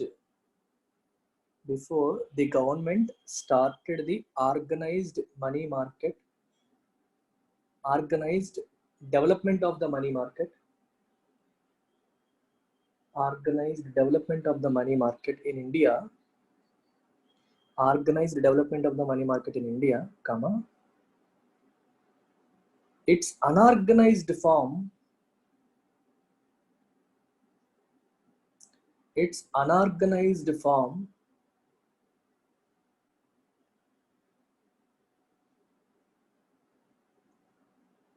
had been there, HADBEEN, had been there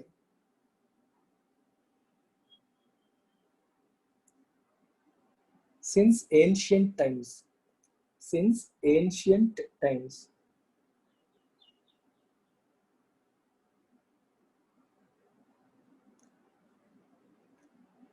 Unorganized form had been there since ancient times.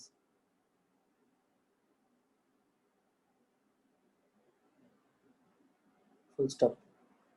అంటే అర్థం ఏంటి? Government organised development of money market ని organised గా ఒక develop చేయడానికి ముందు నుంచే కొన్ని సంవత్సరాలుగా పురాతన కాలం నుంచి మనీ మార్కెట్ అనేది ఇండియాలో ఎగ్జిస్ట్ అయి ఉంది. పురాతన కాలం నుంచి ఉంది. Their activities, right? Their activities are not regulated. Their activities are not regulated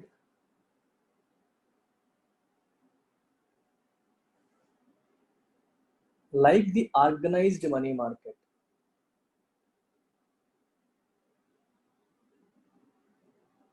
But they are recognized by the government.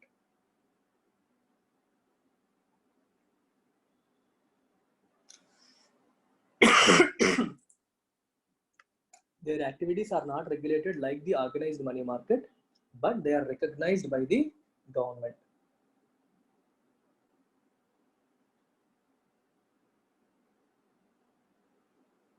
చెప్పానా? ఇప్పుడు చిట్ ఫండ్స్ ఉంటాయి. చిట్ ఫండ్స్ ని రెగ్యులేట్ చేయట్లేదు, కానీ అవి ఉన్నాయి అనే విషయం గవర్నమెంట్ రికగ్నైజ్ చేస్తాం. అలాగన్నమాట. టైం టు టైం ఏంటంటే గవర్నమెంట్ రూల్స్ మారుస్తుంటుంది, కొన్ని వాటి రెగ్యులేషన్ పరిధిలోకి తెస్తుంది, కొన్ని తీసుకురాదు. అలా మనం ఎప్పటికప్పుడు న్యూస్ ఫాలో అవుతున్నారు. అందుకే ఎకానమీ అనేది ఏంటంటే ఇది స్టాటిక్ కాదు, డైనమిక్. సో కొన్ని కాన్సెప్ట్ నేర్చుకోవాలి, కొన్ని ఎప్పటికప్పుడు అప్డేట్ చేసుకుంటూ ఉండాలి.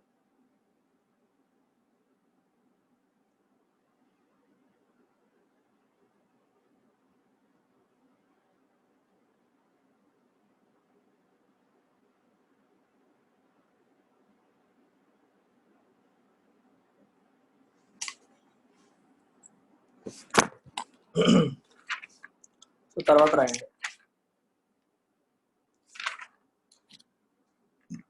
Unorganized money market in India may be divided into the unorganized money market in India may be divided into 3 different categories. 3 different categories.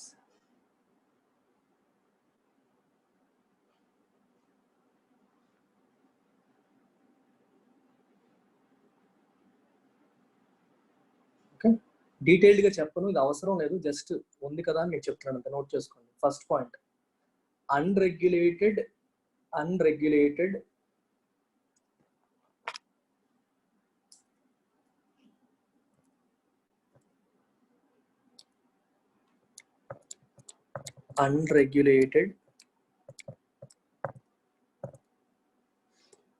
non-bank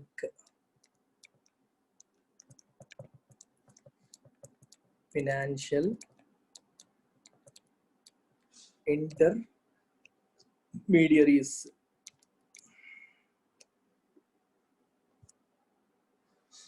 examples ఏంటి? Chit funds.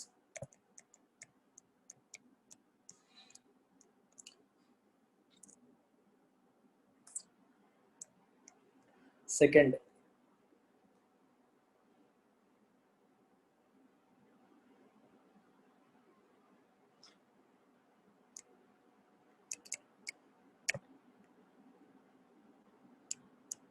Indigenous banks.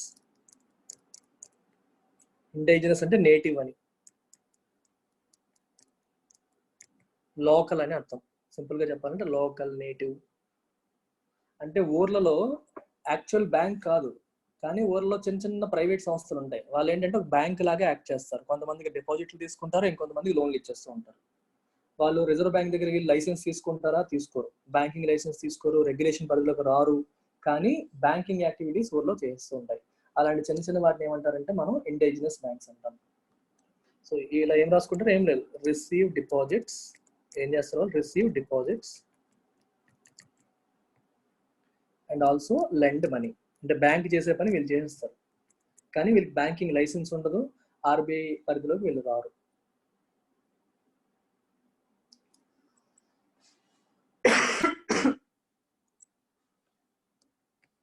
Okay, మీకు book లో Ramesh Singh book లో ఒక 4 పేర్లు ఇచ్చారు, ఆ పేర్లు అలా చెప్తాను, రాసేసుకోండి.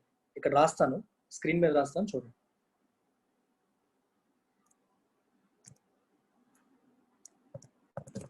ఇది తెలియకపోయినా పెద్ద నష్టం అయితే లేదు.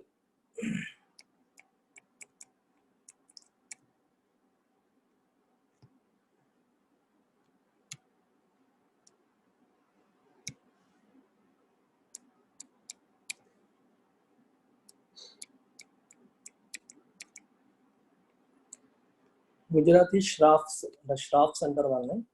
ముంబై, కోల్కతా ఇలా రకరకాల ప్లేసెస్ లో వాళ్ళు ఉంటారు. వాళ్ళు ఇలాగే డిపాజిట్లు సేకరిస్తూ, అప్పులు ఇస్తూ, బ్యాంక్ చేసే యాక్టివిటీస్ చేస్తూ ఉంటారు.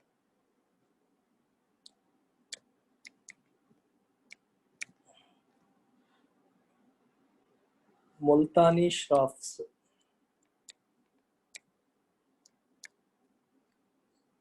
వీళ్ళు కూడా ముంబై, కోల్కతా, అస్సాం ఇలాంటి ఏరియాస్ లో చేస్తారు.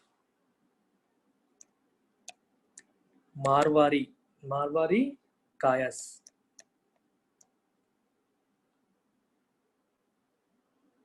వీళ్ళు యాక్చువల్గా ఎక్కువగా గుజరాత్ లో ఉంటారు. చెన్నైలో ఉండే వాళ్ళు చెట్టియార్స్.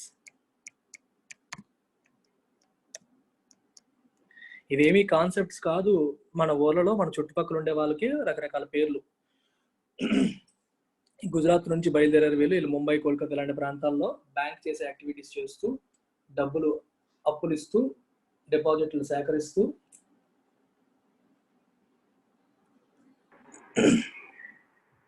Hello sir, non banking institutions ఉంటాయి కదా సార్, ఇప్పుడు పర్సనల్ లోన్ తీసుకుంటాం ధని ఇవన్నీ, అవి కూడా మనీ మార్కెట్స్ కింద వస్తాయి సార్? అంటే డిపాజిట్స్ తీసుకోవు కానీ మనకు మనీ లెండ్ చేస్తాయి. డిపాజిట్స్ వాళ్ళు తీసుకోరు కానీ లోన్స్ ఇస్తూ ఉంటారు. అయితే లోన్ ఇచ్చే పీరియడ్ బట్టి ఉంటుంది, అదంతా ఆర్గనైజ్డ్ కాదు. ఓకే, అందుకే చెప్పారు ఎన్బిఎఫ్సిస్ ఒకప్పుడు రెగ్యులేటరీ కంట్రోల్లో లేదు. ఎన్బిఎఫ్సిస్ 1997 నుంచి ఆర్బీఐ కంట్రోల్లోకి తీసుకొచ్చారు. Okay sir. It depends on the period, 3 months 4 months. Short term period అయితే money market, more than money అయితే capital market. Okay sir.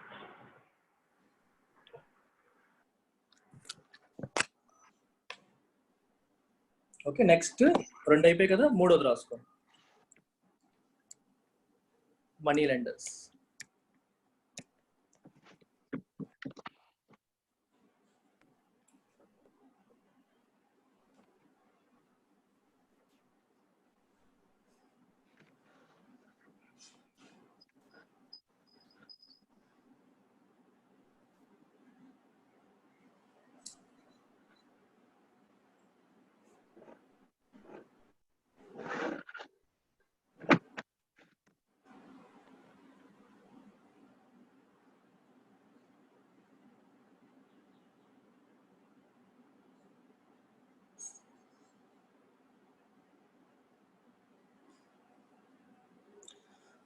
Money lenders తెలుసు కదా మీకు, లోకల్ మనీ లెండర్స్ అన్నమాట. అంటే ఈ లోకల్ మనీ లెండర్స్ లో మళ్ళీ 2 types ఉంటారు. కొంతమంది ప్రొఫెషనల్ మనీ లెండర్స్, వాళ్ళు సొంత డబ్బునే అప్పిస్తూ ఉంటారు. ఇంకొంతమంది నాన్ ప్రొఫెషనల్, అంటే వేరే బిజినెస్ చేసుకుంటూ మధ్య మధ్యలో ఈ పని కూడా చేస్తారు. ప్రొఫెషనల్స్ పని ఏంటి, ఓన్లీ మనీ లెండింగే పని, ఇంక వేరే పని ఉండదు, వాళ్ళ పని అదే. ఇంకొంతమంది వేరే కిరాణా చేసే వాళ్ళు, వ్యాపారం చేసే వాళ్ళు ప్యారలల్ గా ఈ పని కూడా చేస్తుంటారు. ఇదంతా మనకి ఊర్లలో తెలిసేది, దీని గురించి మీరు పెద్దగా కంగారు పడిపోవాల్సిన విషయం అని అన్నారు. దిస్ ఈజ్ అన్ఆర్గనైజ్డ్ మీకు ఇంపార్టెంట్ కాదు, ఆర్గనైజ్డ్ ఇంపార్టెంట్. ఎందుకంటే ఆర్గనైజ్డ్ లో గవర్నమెంట్ అప్రూవ్డ్ ఇన్స్ట్రుమెంట్స్ ఉంటాయి, వాటన్నిటి గురించి డీటెయిల్ గా తెలియాలి, డిఫరెంట్ నేమ్స్ ఉంటాయి, పేర్లు ఉంటాయి, అవన్నీ మనం తెలుసుకోవాలి, డీటెయిల్ గా అర్థం చేసుకోవాలి. Okay, second organised money market అని రాసుకోండి. ఇక్కడ వరకు ఎవరికైనా డౌట్ ఉందా?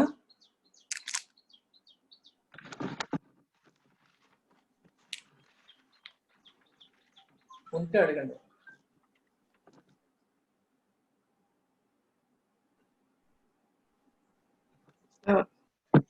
Okay, fine. Next organised money market.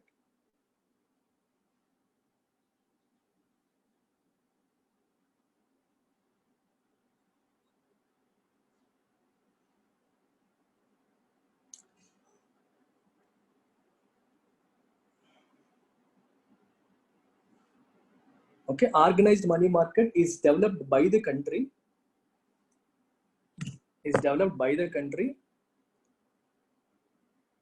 and is regulated. అంటే గవర్నమెంట్ పరిధిలో వచ్చింది, రెగ్యులేషన్ జరుగుతుంది.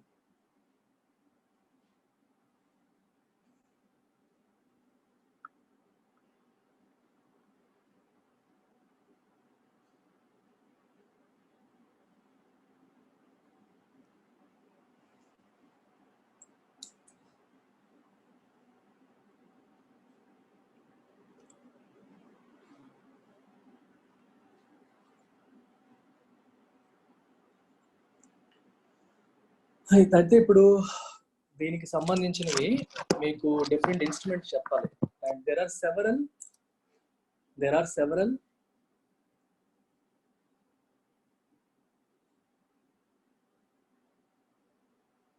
organized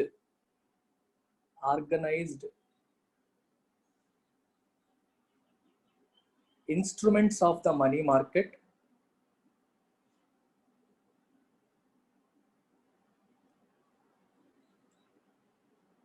which are used by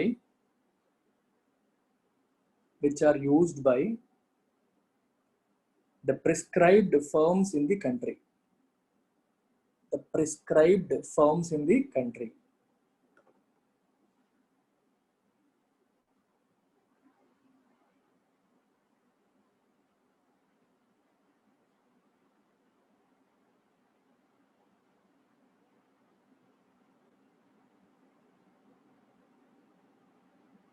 Sir, please ఒకసారి రిపీట్ చేయరా? ఓకే, ఏం చెప్పానో మర్చిపోయాను.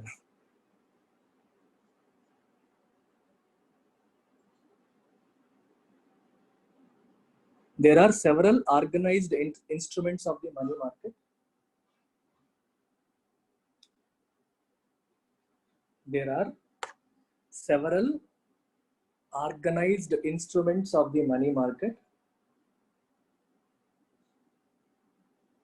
which are used by the prescribed firms in the country. Prescribed అంటే గవర్నమెంట్ ప్రిస్క్రైబ్ చేసిన, ఫర్మ్స్ అంటే ఆర్గనైజేషన్స్. చెప్తాను, ఇదంతా మీకు రేపటి క్లాస్లో వస్తుంది. టైం అయిపోయింది, మీకు చెప్పిన స్టార్ట్ చేసిన కంప్లీట్ చేయలేదు. దీని అర్థం ఏంటి? ఆర్గనైజ్డ్ మనీ మార్కెట్లో there are certain instruments. Instrument అంటే టూల్స్ అని కాదు. చూడండి, ఫర్ ఎగ్జాంపుల్ మీకు టీ బిల్ అనేది ఒక ఇన్స్ట్రుమెంట్. టీ బిల్ ఎవరు ఇష్యూ చేస్తారు? గవర్నమెంట్. ఎన్నాళ్ళకి? 91 days, 182 days, 364 days. ఇది ఒక ఇన్స్ట్రుమెంట్. అలాగే ఇంకొక ఇన్స్ట్రుమెంట్ ఏంటి? Commercial paper. ఇది ఎవరు ఇష్యూ చేస్తారు? Organizations, private organizations, financial institutions. దీనికి కూడా మళ్ళీ short term, less than 1 year. వీటికి ఏముంటాయి? డిస్కౌంట్ రేట్స్ ఉంటాయి. Discount rates. అర్థమైందా? టీ బిల్స్, కమర్షియల్, అలా ఇంకా చాలా ఉన్నాయి. కమర్షియల్ బిల్ అంటారు, సర్టిఫికేట్ ఆఫ్ డిపాజిట్ అంటాం, కాల్ మనీ అంటాం, రెపో అంటాం, రివర్స్ రెపో అంటాం, మనీ మార్కెట్ మ్యూచువల్ ఫండ్స్ అంటాం, క్యాష్ మేనేజ్మెంట్ బిల్. ఈ పేర్లన్నీ మీకు రేపు చెప్తా. 1 by 1 చెప్తూ అది ఎలా పనిచేస్తుంది, ఎవరు ఇష్యూ చేస్తారు, అది ఎలా ఆపరేట్ చేస్తుంది, ఇవన్నీ కూడా చెప్తాను. అర్థమైందా? Sir, yeah. the criteria for being a money market only time sir? టైమే, less than 1 year అంతే. సార్, మరి ఇప్పుడు చిట్ ఫండ్స్ కొన్ని 5 years అలా ఉంటాయి కదా సార్, 3 years, 5 years. అది మనీ మార్కెట్ కింద రాదు, తక్కువ వచ్చేదే మనీ మార్కెట్ కింద వస్తుంది. ఓకే, ఏ చిట్ ఫండ్స్ అయితే 365 days లోపల ఉంటాయో అవే. మళ్ళీ చెప్తున్నాను, చిట్ ఫండ్స్ అనేది అన్ఆర్గనైజ్డ్ మార్కెట్. అంటే గవర్నమెంట్ దాన్ని రెగ్యులేట్ చేయని దానికి మనం ఏం చెప్తాం? ఇప్పుడు మన వడ్డీ వ్యాపారంకి వెళ్తావు, నువ్వేం 3 నెలలకి అప్పు తీసుకుంటావు, 3 సంవత్సరాలకి అప్పు తీసుకుంటావు. గవర్నమెంట్ రెగ్యులేట్ చేసేదానికి మనం క్లియర్ గా రూల్స్ ఏంటి, రెగ్యులేషన్స్ ఏంటి చెప్తాం. రెగ్యులేట్ చెయ్యింది, ఇది అన్ఆర్గనైజ్డ్, కంట్రోల్లో లేదు, కానీ జరుగుతోంది. గవర్నమెంట్ రికగ్నైజ్ చేస్తుంది, గుర్తిస్తుంది, కానీ ఇట్ ఈస్ నాట్ రెగ్యులేటింగ్. అర్థమవుతుందా difference? Recognizing is different from regulating. Recognize ఉంది, ఎందుకంటే గవర్నమెంట్ గుర్తించకపోయినా జరుగుతుంటది, అది ఎవరు ఆపలేరు. ప్రైవేట్ వాళ్ళ దగ్గర మీరు అప్పు తీసుకోకండి అని చెప్పినా సరే, అవసరంలో ఉన్నాడు, బ్యాంకుల దగ్గరికి వెళ్ళాలంటే అవ్వదు. కొన్నిసార్లు నీకు ఆ డాక్యుమెంట్ లేదు, ఇది లేదు అని చెప్పి బ్యాంకులు ఇవ్వరు. సో పక్కన ఉన్నాడు అడుగుతారు. ఇప్పటికీ పల్లెటూరులో పంటలు పండించాలంటే ఫస్ట్ ఏం చేస్తారు? ఊర్లో ఉన్న మనీ లెండర్ దగ్గర అప్పు తీసుకుంటారు. పెట్టుబడి వాళ్ళు పెట్టరు. రైతులు పెట్టుబడి పెట్టకుండా ఏం చేస్తారు? వ్యాపారస్తుల దగ్గర అప్పులు తీసుకుంటారు. అప్పులు తీసుకుని అప్పులు చెల్లిస్తారా? చెల్లించరు. పంట తిరిగిస్తారు వాళ్ళకి. పంట పండిన తర్వాత పంట వాళ్ళకి ఇచ్చేస్తారు. అప్పుకు పోగా ఎంత వాళ్ళు తీసుకొని మిగిలింది వాళ్ళు ఉంచుకుంటారు. అది మనకి ఊర్లలో జరిగేది. ఇదంతా ఆర్గనైజ్డ్ కాదు. గవర్నమెంట్ దీన్ని రెస్ట్రిక్ట్ చేయదు, గవర్నమెంట్ దీన్ని కంట్రోల్ చేయలేదు, కానీ జరుగుతుందని రికగ్నైజ్ చేస్తుంది. అర్థమైందా? ఓకే, సో అయిపోయింది క్లాస్. అడుగు సార్. ఆర్గనైజ్డ్ మనీ మార్కెట్ లో టీబిల్స్ అనే ఎక్కడ కొనుక్కుంటారు సార్ అసలు? ఎక్కడ అంటే అది ఎలక్ట్రానిక్ ఫామ్ లో ఉంటుంది. చెప్తాను. ఎలక్ట్రానిక్ ఫామ్ లో చేయొచ్చు. ఒకప్పుడు ఎలా ఉంటుంది, అన్ని ఓవర్ ది కౌంటర్ టెలిఫోనిక్ గా జరిగేవి. అంటే ఒక ప్లేస్ కి వెళ్ళాలి, అక్కడ చెయ్యాలని. ఇప్పుడు చాలా వరకు మారుతాయి. టీబిల్స్ అనేవి నువ్వు నేను కొనుక్కోం. దాంట్లో ఎవరెవరు పార్టిసిపేట్ చేస్తారు? ఎక్కువగా మనీ మార్కెట్ లో పార్టిసిపేట్ చేసేది మనలాంటి ఇండివిజువల్స్ కాదు.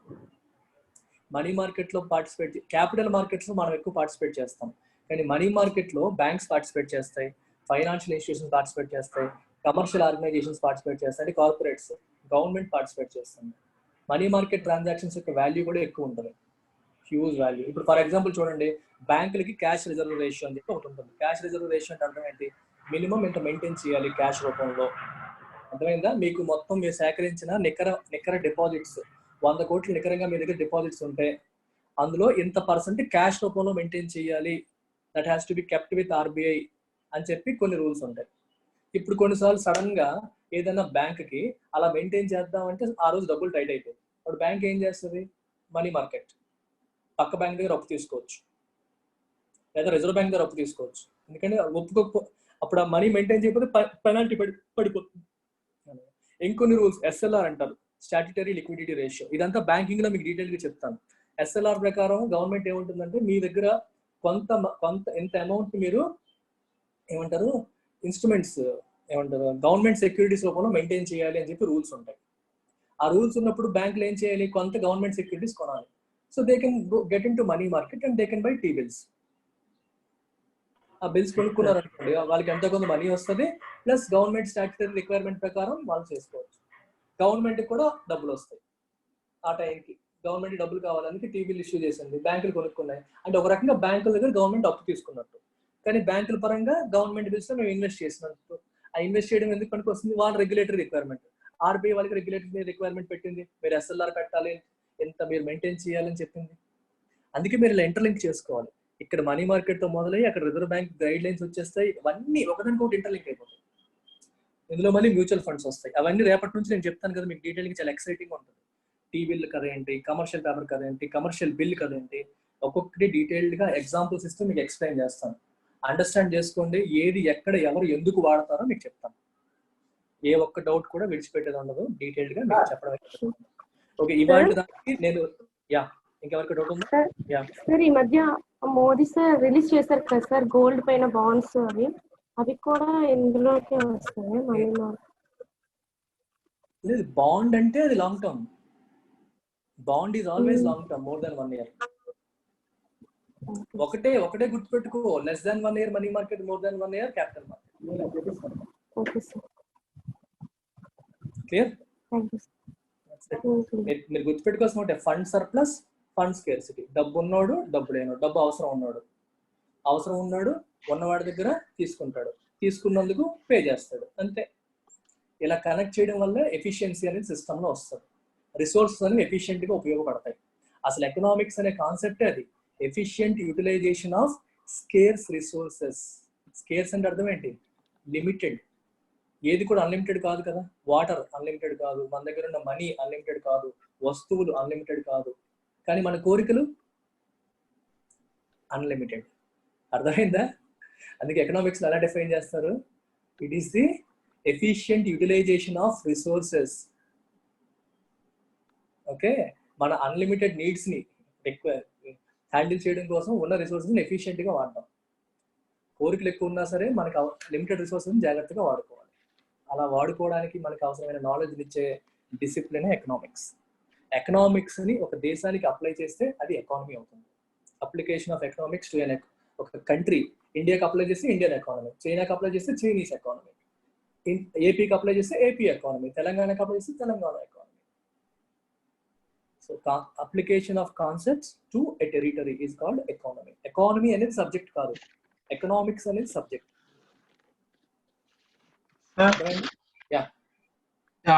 చక్రవర్తి కమిటీకి ముందర ఆర్గనైజ్డ్ మనీ మార్కెట్ అనేది ఎలా ఉండేది సార్? ఉండేది చక్రవర్తి కమిటీకి ముందు ఓన్లీ గవర్నమెంట్, ఇంకెవరు కమర్షియల్ ఆర్గనైజేషన్స్ ఉండేవి కాదు. గవర్నమెంట్ కి అవసరం అయితే టీబిల్స్ ఇష్యూ చేసేది, బ్యాంకులు కొనుక్కునేది అంతే సార్. Okay sir. అందుకే చెప్పాను చక్రవర్తి కమిటీకి ముందు ఓన్లీ అదే. కానీ ఒక్క బ్యాంకులు గవర్నమెంట్కే అవసరాలు కాదు, ఆర్గనైజేషన్స్ కూడా అవసరాలు ఉంటాయని గుర్తించారు చక్రవర్తి కమిటీలో. చెప్పారు వాళ్ళు, అది అవసరం అని ఆయన అండర్లైన్ చేశారు. వార్నింగ్ కమిటీ ఎలా ఉండాలి అని చెప్పి బ్లూ ప్రింట్ వేశారు. ఆయన అవసరాన్ని గుర్తించాడు, ఈయన దాన్ని ముందుకు తీసుకెళ్ళాడు. అలా మనం తీసుకోవచ్చు. Okay sir. ఓకే, ఈ ఫ్లో బానే ఉందా? ఇలా కంటిన్యూ చేద్దామా? Feel free. Okay sir. Speed ఎక్కువైందా, తక్కువైందా, ఆప్టిమమ్ గా ఉందా?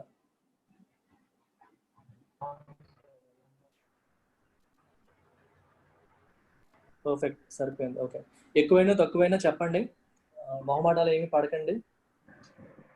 Okay, take care, share your feedback. బాగాలేకపోయినా నాకు చెప్పాలి, చెప్తే నేను తెలుసుకుంటాను, మొహమాట పడకండి. లోకేష్, ఇంకో రోజు విందాంలే, నేనేమన్నా ఏం సాధించాను లైఫ్ లో, నా జర్నీ అడుగుతున్నావు. మనం ఏదైనా సాధిస్తే అప్పుడు చెప్పుకుందాం. సార్ యా, అదే యూట్యూబ్ వీడియోలో నిన్న శాంపుల్ వీడియో చేశారు కదా సార్, అందులో లాస్ట్ లో అంతా రివిజన్ చేశారు కదా సార్. అలాగా ప్రతిరోజు వీడియోలో లాస్ట్ ఒక 5 minutes మొత్తం రివిజన్ చేయండి సార్. చేసేనా? ఇప్పుడు చేసానైతే ఇవాంటిది వీలైతే చేయండి సార్. వీలేముంది, వీలేమీ లేదు. మంచి ఐడియా, బాగా చెప్పారు. అందుకు ఒక్కసారిగా అప్పటి వరకు విన్నదంతా ఒకసారి రివిజన్ అయిపోతుంది. సో అప్పుడు ఏం రివిజన్ చేసినప్పుడు ఏం చేస్తారంటే మీ నోట్బుక్స్ మూసేయండి, జస్ట్ వినండి అంతే. Sure sir. Close your notebooks, just listen, pay attention. మొత్తం రివిజన్ చేస్తున్నాను, వినండి. ఓకే, ఫస్ట్ థింగ్ ఏంటంటే the market of an economy where funds are transacted between fund surplus and fund scarce individuals. అంటే నిధులు ఎక్కువగా ఉన్నవాళ్ళు, నిధులు తక్కువగా ఉన్నవాళ్ళు, అవసరంలో ఉన్నవాళ్ళు, వీళ్ళిద్దరిని కనెక్ట్ చేసే మార్కెట్ నే మనం ఫినాన్షియల్ మార్కెట్ అంటాం. ఫినాన్షియల్ మార్కెట్ లో ఎవరెవరు ఉంటారు? ఇండివిజువల్స్ ఉంటారు, గ్రూప్స్ ఉంటారు, ఆర్గనైజేషన్స్ ఉంటాయి, గవర్నమెంట్ కూడా ఇన్వాల్వ్ అవుతుంది. ఫినాన్షియల్ మార్కెట్స్ ని మనం బ్రాడ్ గా రెండు రకాలుగా కేటగరైజ్ చేయొచ్చు. ఒకటి క్యాపిటల్ మార్కెట్, రెండవది money market. Capital market caters to the needs of long term requirements of cash, అంటే more than 365 days and above. Whereas money market caters to the needs of short-term requirements of cash, అంటే 1 day నుంచి 364 days. So money market మీరు short term market అనుకోవచ్చు, capital market ని long term market అనుకోవచ్చు. ఇది broad categorisation. అయితే money market లో మనం ఫస్ట్ స్టార్ట్ చేసాం. మనీ మార్కెట్ అనేది ఏంటి? Cash surplus, cash scarcity. Surplus ఉన్న వాళ్ళు, స్కేర్సిటీ ఉన్న వాళ్ళు కనెక్ట్ అవుతారు ఇక్కడ. అయితే మనీ మార్కెట్ లో క్యాపిటల్ మార్కెట్ లో ఉన్నట్టుగా మనకి ఏమంటారు, ఇంట్రెస్ట్ ఉండదు. ఇంట్రెస్ట్ వల్ల ఏమంటే డిస్కౌంట్ ఉంటుంది. డిస్కౌంట్ అంటే అర్థం ఏంటి? ఇప్పుడు 100 రూపాయల వస్తువు మనం కొనాలన్నప్పుడు మనీ మార్కెట్ లో కొనేటప్పుడు 100 రూపాయలు పెట్టి కొనం, 90 రూపాయలు పెట్టి కొనుక్కుంటాం. 90 రూపాయలు పెట్టి కొంటాం. కానీ కొన్ని రోజుల తర్వాత మనం అమ్మినప్పుడు మనకు 100 రూపాయలు వస్తుంది. అంటే 100 రూపాయలు అమ్మినప్పుడు 100 రూపాయలు వస్తుంది. ఫేస్ వాల్యూ ఎంతైతే ఉంటుందో అది మనకు అమ్మినప్పుడు వచ్చేది. కొనేటప్పుడు తక్కువ రేటుకి కొంటాం. తక్కువ రేటుకి కొని ఎక్కువ మనీ వస్తుంది కాబట్టి ఆ డిఫరెన్స్ అనేది మన లాభం అన్నమాట. అలా తీసుకోవాలి. అదే క్యాపిటల్ మార్కెట్ లో అయితే 100 రూపాయలు ఫేస్ వాల్యూ అంటే 100 రూపాయలు పెట్టి కొంటాం, 10% వడ్డీ అంటే దాని మీద 10% వస్తుంది, 10 రూపాయలు వస్తుంది. అది క్యాపిటల్ మార్కెట్ కి మనీ మార్కెట్ కి చిన్న డిఫరెన్స్. క్యాపిటల్ మార్కెట్ లో ఇంట్రెస్ట్ రేట్లు, డివిడెండ్స్ ఉంటాయి. డివిడెండ్ మీకు ఈరోజు చెప్పలేదు, కావాలని చెప్తే కన్ఫ్యూజ్ అవుతారు. అది క్యాపిటల్ మార్కెట్కి వెళ్ళినప్పుడు అర్థమయ్యేలా చెప్తాను. ఇక్కడ వచ్చేసరికి డిస్కౌంట్ రేట్ ఉంటుంది. మీకు ఇలా కూడా క్వశ్చన్ అడగొచ్చు, discount rate is a concept related to అంటాడు bit. Money market, capital market, money market. Interest rate అనేది క్యాపిటల్ మార్కెట్, డివిడెండ్ అనేది క్యాపిటల్ మార్కెట్, డిస్కౌంట్ రేట్ అనేది మనీ మార్కెట్. ఇది మనం అర్థం చేసుకోవాలి. అందుకే మన నాలెడ్జ్ అప్లికేషన్ అక్కడ మీకు ఎగ్జామ్ లో బిట్స్ రూపంలో వస్తుంది. అయితే మనీ మార్కెట్ యొక్క నీడ్ ఏంటి? జనరల్ గా వర్కింగ్ క్యాపిటల్ నీడ్స్. గవర్నమెంట్స్కి అయితే ఫండ్ మిస్ మ్యాచెస్. ఈ మంత్ రావాల్సిన ఇన్కమ్ అనుకున్నట్టు రాలేదు, నెక్స్ట్ మంత్ సెట్ అయిపోతుంది. సో 1 month కి ఏదో ఒక క్యాష్ మేనేజ్మెంట్ బిల్ రిలీజ్ చేసేస్తుంది. 3 months అనుకుంటే 91 days పీ బిల్ రిలీజ్ చేస్తుంది. ఫండ్ మిస్ మ్యాచెస్ ని హ్యాండిల్ చేయడం కోసం గవర్నమెంట్స్ వాడతాయి. ఓకే, గవర్నమెంట్ ఇష్యూ చేస్తుంది. కొనే వాళ్ళు ఎందుకు కొంటారు? బ్యాంకులు చూసుకొని. బ్యాంకులు ఎందుకు కొంటాయి? రిజర్వ్ బ్యాంక్ వాళ్ళకి గైడ్ లైన్స్ ఉంటాయి. రెగ్యులేటరీ రిక్వైర్మెంట్స్ ఉంటాయి, దానికోసం కొనొచ్చు. లేదా బ్యాంకుల దగ్గర క్యాష్ ఖాళీగా ఉంది, లోన్ తీసుకోవడానికి ఎవరు లేరు, కార్పొరేట్ కంపెనీస్ ఎవరు అడగట్లేదు, ఖాళీగా ఉంటే ఏం రాదు కదా, గవర్నమెంట్ బిల్స్ లో పెట్టుకుంటే మనకి డబ్బులు వస్తాయి. మ్యూచువల్ ఫండ్స్ ఉంటాయి, లిక్విడ్ ఫండ్స్ అని అంటాం. మీకు మ్యూచువల్ ఫండ్స్ ఇంకా చెప్పలేదు, అందుకే ఫినాన్షియల్ మార్కెట్స్ కాంప్లెక్స్. ఒకటి అర్థమైతే కానీ ఇంకోటి అర్థం కాదు, అంటే ఒకటి అర్థం చేసుకొని ఇంకోటి అర్థం చేసుకొని ఇంకోటి అర్థం చేసుకొని అన్నింటినీ ఇంటర్లింక్ చేయాలి. అందుకే డిఫికల్ట్ టాపిక్ ఫస్ట్ పట్టుకున్నాను. దీంట్లో మీకు అర్థమైపోతే తర్వాత చెప్పేవన్నీ తొప్పాస్ పటాపట లాగించేయచ్చు, అసలు కష్టమే అనిపించదు. ఇందులో పదాలు ఎక్కువ వస్తాయి, కన్ఫ్యూజన్ వచ్చేస్తుంది, కంగారు వస్తుంది. అందుకే నన్ను నేను ఛాలెంజ్ చేసుకున్నాను, ఇంత డిఫికల్ట్ ఆస్పెక్ట్ ని వీళ్ళకి చెప్పగలిగానంటే మిగిలినవి ఈజీగా చెప్పవచ్చు. అందుకని మీకు అడుగుతాను, ఏ రోజుకి ఆ రోజు మీరు చెప్తూ ఉన్నాను. So mutual funds, liquid funds ఉంటాయి. లిక్విడ్ ఫండ్స్ ఏం చేస్తారు, నాలాంటి ఇండివిజువల్స్, మనలాంటి వాళ్ళు ఎవరికైనా శాలరీ ఎక్స్ట్రా క్యాష్ ఉన్నప్పుడు మనం లిక్విడ్ ఫండ్స్ లో పెట్టుకుంటే ఆ మనీని వాళ్ళు టీ బిల్స్ లోను వాటిలో ఇన్వెస్ట్ చేస్తూ ఉంటారు. అంటే ఆ మార్కెట్ ఏం చేస్తుంది, ఒకటికి ఇన్వెస్ట్మెంట్ ఆపర్చునిటీ క్రియేట్ చేస్తుంది, ఇంకొకటికి బారోయింగ్ ఆపర్చునిటీ క్రియేట్ చేస్తుంది. మీరు విజువలైజ్ చేసుకోవాలి దాన్ని, బట్టి కొట్టకండి ప్లీజ్. డోంట్ ఎవర్ మెమరైజ్ మాత్రం పొరపాటును కూడా చేయకండి. నా దగ్గర నేను చేయను, మీరు చేయకూడదు. You have to visualize. ప్రతి కాన్సెప్ట్ చెప్తాను, విజువలైజ్ చేసుకోండి. ఓకే, వీళ్ళ డబ్బులు ఉన్నాయి, వీళ్ళేమో ఉంచుకుంటే వేస్ట్ కాబట్టి వాళ్ళు ఇన్వెస్ట్ చేయాలనుకుంటారు, కానీ ఎక్కువ రోజులు చేయాలనుకోవట్లేదు, 3 months చేయాలనుకుంటున్నారు. So for them it is better to go for money market. ఇందాక ఒకరు అడిగారు మనీ మార్కెట్ లో మనం ఎలా పార్టిసిపేట్ చేయాలని. మనం డైరెక్ట్ గా పార్టిసిపేట్ చేయం, we can participate via mutual funds. మనం మ్యూచువల్ ఫండ్స్ లో పెట్టుబడి పెట్టాం అనుకోండి, లిక్విడ్ ఫండ్స్ అంటారు, మనీ మార్కెట్ ఫండ్స్ అంటారు అన్నమాట. ఈ మ్యూచువల్ ఫండ్స్ ఏం చేస్తాయి, ఈ టీ బిల్స్ లోను వాటిల్లోనూ మ్యూచువల్ ఫండ్స్ పెట్టుబడి పెడతాయి. అంటే మన తరపున మ్యూచువల్ ఫండ్స్ పెడతాయి, అంటే మనం పెడుతున్నట్టే లెక్క, అది లెక్క అలా వెళ్తుంది అనమాట. సో అందుకని short term funding needs of organizations and short term funding needs of fund mismatch of government, ఈ రెండింటిని హ్యాండిల్ చేయడం కోసం మనీ మార్కెట్ అనేది సృష్టించబడింది. ఇంతకుముందు డెవలప్ చేయలేదు. తర్వాత చక్రవర్తి కమిటీ 1985 లో దాని యొక్క ఇంపార్టెన్స్ ని స్ట్రెస్ చేసింది. వాహుల్ కమిటీ దాని యొక్క బ్లూ ప్రింట్ ని రిలీజ్ చేసింది. ఆ తర్వాత స్లోగా మనీ మార్కెట్ అనేది, ఆర్గనైజ్డ్ మనీ మార్కెట్ అనేది డెవలప్ చేయబడింది. మనీ మార్కెట్ డెవలప్ చేయడానికి ముందు కూడా అన్ఆర్గనైజ్డ్ ఫామ్ ఎప్పటి నుంచో ఉంది. మనకి వడ్డీ వ్యాపారులు ఎప్పటి నుంచో ఉన్నారు, చిట్ ఫండ్స్ ఎప్పటి నుంచో ఉన్నాయి, అంటే అదంతా unorganised form of money market. Okay, మీకు less than 1 year money market అనుకుంటారు అలా అన్నమాట. అయితే అన్ఆర్గనైజ్డ్ ఫామ్, ఇందులో కూడా ఎప్పటికప్పుడు కొన్ని ఇప్పుడు ఎన్బిఎఫ్సిస్ అన్నారు, వాటిని ఇంత ముందు ఆర్బీఐ కంట్రోల్లో లేవు. 1997 నుంచి ఆర్బీఐ కంట్రోల్లోకి వచ్చాయి, రెగ్యులేటరీ కంట్రోల్లోకి వచ్చేసాయి అన్నమాట. సో అన్ఆర్గనైజ్డ్ పెద్ద ఇంపార్టెంట్ కాదు. మీకు ఇందాకే చెప్పినట్టు చిట్ ఫండ్స్ ఇవన్నీ కూడా అన్ఆర్గనైజ్డ్. అలాగే కొంతమంది బ్యాంకర్స్, వీళ్ళకి ప్రైవేట్ లైసెన్స్ అంటే గవర్నమెంట్ లైసెన్స్ లేని ఉండవు, రిజర్వ్ బ్యాంక్ లైసెన్స్ లేకుండా అక్కడ ఉన్న వాళ్ళ నమ్మకాన్ని వాళ్ళు పొందుతారు.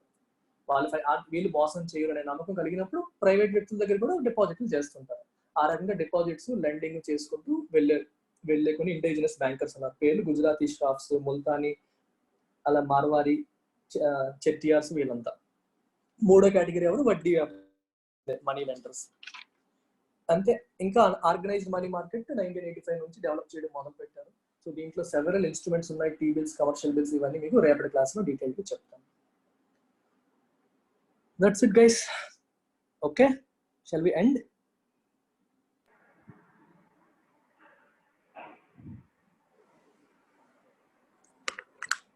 Okay, take care. Bye bye.